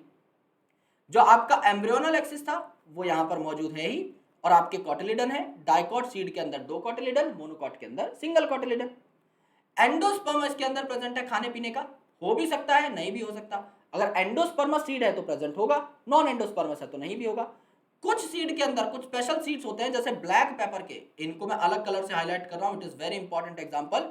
B for black pepper and sugar beet में, बी फॉर बीट, इनमें आपका न्यूसिलस के कुछ सेल्स एक्स्ट्रा परसिस्टेंट होते हैं, जिसे पेरिस्पर्म कहा जाता है। सो इनके अंदर एंडोस्पर्म तो हो ही सकता है, साथ में पेरिस्पर्म भी हो सकता है। तो कोई पूछे व्हाट इज पेरिस्पर्म? जब आपका न्यूसिलस के कुछ सेल्स भी परसिस्टेंट हो, यानी बचे हुए हो सीड के अंदर, it is called as perisperm. ठीक है। सो एम्ब्रियो जो है ये आपका कई बार डोरमेंसी में चला जाता है, यानी सीड अचानक से तो जर्मिनेट करता नहीं, पहले आप उसको स्टोर भी कर सकते हो। तो इसमें वाटर परसेंट जो है 10 to 15% के आसपास वाटर रहता है, वाटर कंटेंट। बहुत ज्यादा पानी होगा तो हाइड्रोलिसिस हो जाएगी स्टार्च की, और सीड को जर्मिनेट करना ही पड़ेगा। तो इसलिए सीड थोड़ा सूखा रहता है, इसलिए आपको ऊपर से पानी डालना पड़ता है जब आप फसल उगाते हो। तो सीड सूखा रहता है, अपने मस्त सुमड़ी में पड़ा रहता है। जब आपको जरूरत है उसे ग्रो करने की तो आप कर सकते हो। सीड के एडवांटेजेस क्या है? दुनिया में सीड ऐसी क्या रेवोल्यूशन लेके आया जो पहले नहीं थी? पहली बात तो वेरिएशन, क्योंकि सेक्सुअल रिप्रोडक्शन से बना हुआ है। दूसरा, इस पे सीड कोट है तो प्रोटेक्शन है, बहुत लंबे टाइम तक रिटेन किया जा सकता है। अब सीड जर्मिनेशन वाटर डिपेंडेंट है। आप बोलोगे सर ये फायदा कैसे है? ये तो नुकसान है, पानी देना पड़ता है इसको इतना सारा। मेरे भाई वाटर डिपेंडेंट है, फायदा है। तुम दूसरे पर्सपेक्टिव से सोचो ना, अगर सीड को पानी नहीं देना पड़ता तो ये खुद ग्रो नहीं हो जाते। समझ लो इन्हें धूप मिल जाए, पड़े पड़े ग्रो हो जाए कमरे में बिना पानी के, तो तुम्हारे कमरे में ही ग्रो हो जाते। तो तुम्हारी मर्जी कहां चली? तुम्हारी मर्जी अब चलेगी, मैं जब पानी दूंगा तब सीड ग्रो होगा, यहां चली मर्जी, तो ये फायदा ही हुआ ना। तो ये डिहाइड्रेटेड रहते हैं और डोरमेंसी में रहते हैं। इसीलिए एग्रीकल्चर का बेस तैयार करते हैं, क्योंकि डोरमेंसी में रहेंगे जब तक आप इसे पानी नहीं दोगे। ठीक है, तो सीड्स की भी कुछ वायबिलिटी होती है, जैसे पॉलन के लिए वायबिलिटी थी ना, ऐसे सीड की भी एक वायबिलिटी होती है। लेकिन सीड देखा गया है काफी लंबे टाइम तक भी वायबल हो सकते हैं। जैसे गेहूं है, आपने फसल बचा के रखी हुई है, आप 3-4 साल बाद भी उसे ग्रो कर सकते हैं। काफी ऐसे सीड देखा गया है जिन्होंने तो रिकॉर्ड ही तोड़ दिए, जैसे फिनिक्स डेक्टिलीफेरा। इसे जो है देखा गया कि यार 2000 साल पुराना सीड भी ग्रो कर सकता है आज के दिन में। ओके, और ल्यूपिनस आर्क्टिकस जो आर्कटिक टुंड्रा से पाया गया था, ये 10,000 साल पुराना सीड भी आज के दिन में ग्रो करके देखा गया है बहुत रिसेंटली। तो क्या होता है मेरे भाई, काफी बार आपके वेरिएबल केसेस मिल जाते हैं। अब नंबर ऑफ सीड जो है मेरे भाई, ये वेरिएबल हो सकते हैं, राइट। जैसे ओरोब्रांकी के अंदर, स्ट्राइगा के अंदर, फाइकस के अंदर, ऑर्किड के अंदर मल्टीपल सीड्स आपको देखने को मिलते हैं। ठीक है, तो जैसे आपका सीड बनता है राइपन्ड ओव्यूल से, ऐसे फ्रूट बनता है राइपन्ड ओवरी से। तो अब फ्रूट के बारे में थोड़ा सा पढ़ लेते हैं। फ्रूट क्या है, राइपन्ड ओवरी है, ओवरी से बना है। फ्रूट की वॉल को पेरिकार्प कहा जाता है। कार्प एक वर्ड है जो यूज किया जाता है फ्रूट के लिए। जैसे आप पढ़ते हैं पार्थेनोकार्पी, यहां पे देखो लिखा भी हुआ है ना, पार्थेनोकार्पी। कार्पी का मतलब क्या होता है, फ्रूट। ठीक है, पार्थेनो का मतलब होता है विदाउट फर्टिलाइजेशन। अब फर्टिलाइजेशन हुई ही नहीं है तो काहे का सीड, भाई फर्टिलाइजेशन से ही तो सीड बना है। तो सीडलेस फ्रूट तैयार किए जाते हैं। जैसे बनाना, अगर आपने कभी नेचुरल बनाना खाया है तो उसके अंदर सीड होते हैं, 50 सीड होते हैं। लेकिन हमारा नसीब है कि हम अभी सीडलेस बनाना खाते हैं। तो फ्रूट की बॉल को पेरिकार्प क्यों कहा गया, पेरी मतलब पेरीफेरी यानी चारों ओर, कार्प मतलब फ्रूट यानी फ्रूट के चारों ओर। अब टाइप ऑफ फ्रूट क्या है, ट्रू फ्रूट जो ओवरी से बनते हैं, क्योंकि ripened ovary is the fruit. False fruit जो ओवरी के अलावा किसी और चीज से बन गए हों, जैसे थैलेमस। तो थैलेमस की इन्वॉल्वमेंट होती है आपके काजू के अंदर, स्ट्रॉबेरी के अंदर, एप्पल के अंदर। एनडीए में क्वेश्चन आया था, which of the following is not a fruit, banana, Apple, orange या जैक फ्रूट। तो लोगों ने बोला अरे भैया जैक फ्रूट होगा, क्योंकि कम सुना हुआ है, सुनने में सेक्सी भी लग रहा है, यही होगा। लेकिन लोगों को नहीं पता था, सिंस मैथ वाले बच्चे हैं ना, लोगों को नहीं पता था कि apple is the false fruit. Apple is the false fruit. Parthenocarpic यानी विदाउट फर्टिलाइजेशन। तो सीडलेस अगर किसी फ्रूट को आपको तैयार करना है तो आप आराम से तैयार कर सकते हो पार्थेनोकार्पी से। जैसे आपका फल है यहां पर सेब और स्ट्रॉबेरी, इनमें थैलेमस की इन्वॉल्वमेंट है, that's why they are false fruit. यहां पे कुछ सीड दिखाए हुए हैं आपको बकायदा। यहां पर आपको देखो दिखाया हुआ है एक मोनोकॉट का सीड। ये क्या है, आपका एक्सिस है। यहां पर प्लूम्यूल है ऊपर, तो सिलप्टाइल इसके कवर कर रहा है। P for plumule, P coleoptile, R for radicle, R coleorhiza. ठीक है, तो आपका ये आपका क्या हो गया, एम्ब्रियो हो गया यहां पर। और यहां पर ये जो आपका इलाका है, यहां फूड स्टोर है। तो एंडोस्पर्म देखा मोनोकॉट में कितना आपका बचा रहता है, इसीलिए इसे एंडोस्पर्मस सीड बोला जाता है। एंडोस्पर्म खूब दबा के बचा हुआ है। और सिंगल जो आपका कॉटिलेडन था, इसे क्या बोला, स्क्यूटेलम बोला हुआ था। ये बात भी आपकी क्लियर हो जाती है। अब देखो यार, टाइप ऑफ फ्रूट, हालांकि आपके सिलेबस में नहीं है पर थोड़ा सा पढ़ लो। ठीक है, simple fruit, okay, which is multi carpellary syncarpous ovary, यानी बहुत सारे कार्पल थे लेकिन जुड़े हुए थे, ऐसी ओवरी से तैयार हुए आपके फ्रूट। ये ड्राई हो सकते हैं जैसे आपके मस्टर्ड और पी, या आपके फ्लैशी फ्रूट हो सकते हैं जैसे आपके मैंगो और गुआवा, जिनको आप फ्लैशी पार्ट को खा सकते हो। एग्रीगेटेड फ्रूट मतलब आपकी मल्टी कार्पल्स थी लेकिन एपोकार्पस यानी फ्री थी, तो काफी सारी थी, तो एग्रीगेट फ्रूट इसे बोला गया। जैसे स्ट्रॉबेरी और कस्टर्ड एप्पल, स्ट्रॉबेरी आप याद कर सकते हो। कंपोजिट फ्रूट मतलब, कंपोजिट मतलब पूरी इन्फ्लोरेसेंस, पूरी जो फुलवाड़ी थी उसने मिलकर एक फ्रूट बनाया, जैसे आपका पाइनएप्पल और मलबरी। इस पूरी स्लाइड को याद करने की जरूरत नहीं है। इंटरेस्ट है तो अलग बात है भाई, पीवाईक्यू के अंदर आया हुआ है, लेकिन 14-15 साल पहले पूछे जाते थे ये सवाल, अब नहीं आते। चाहो तो छोड़ सकते हो, चाहो तो एक डिटेल वीडियो बनाएंगे, ठीक है, पर ये सिर्फ बेसिक जानकारी है। सबसे इंपॉर्टेंट जो आर्टिकल आता है वो है एपोमिक्सिस और पॉलीएम्ब्रियोनी। ये बहुत इंपॉर्टेंट है, इनके बिना काम नहीं चल सकता। एपोमिक्सिस क्या है? एपोमिक्सिस है यहां पर सीड बनते हैं विदाउट फर्टिलाइजेशन, यानी ये एक ऐसे तरीके का असेक्सुअल रिप्रोडक्शन है जिसमें सीड बन रहे हैं, यानी रिजल्ट उसके सेक्सुअल रिप्रोडक्शन जैसे। भाई पार्थेनोकार्पी में क्या था? कोई सीड नहीं था, सीडलेस फ्रूट बन रहे थे। एपोमिक्सिस में सीड बन रहा है लेकिन फर्टिलाइजेशन नहीं हो रही। कैसे बने फिर सीड? भाई कुछ आपके डिप्लॉयड सेल हैं जो कि एम्ब्रियो में डेवलप हो सकते हैं, ठीक है? तो आपके कुछ डिप्लॉयड सेल हैं जो एम्ब्रियो में तब्दील हो सकते हैं, और वो एम्ब्रियो आगे चल के क्या बना सकता है? सीड बना सकता है। जैसे कुछ ग्रासेस के अंदर या आपके एस्टेरेसी फैमिली के मेंबर्स के अंदर, राइट? आपका एपोमिक्सिस हो सकता है। अब इसका फायदा क्या है एपोमिक्सिस होने का? कि आप जो है अब कुछ ऐसे सीड्स तैयार कर सकते हैं जिनके कंटेंट जो है, जिनका अंदर का जो कंटेंट है वो सेग्रीगेट ना हो। देखो यार, बहुत सिंपल भाषा में समझाता हूं, लेमन लैंग्वेज में। आप आजकल दुनियादारी में इस्तेमाल कर रहे हो हाइब्रिड सीड्स।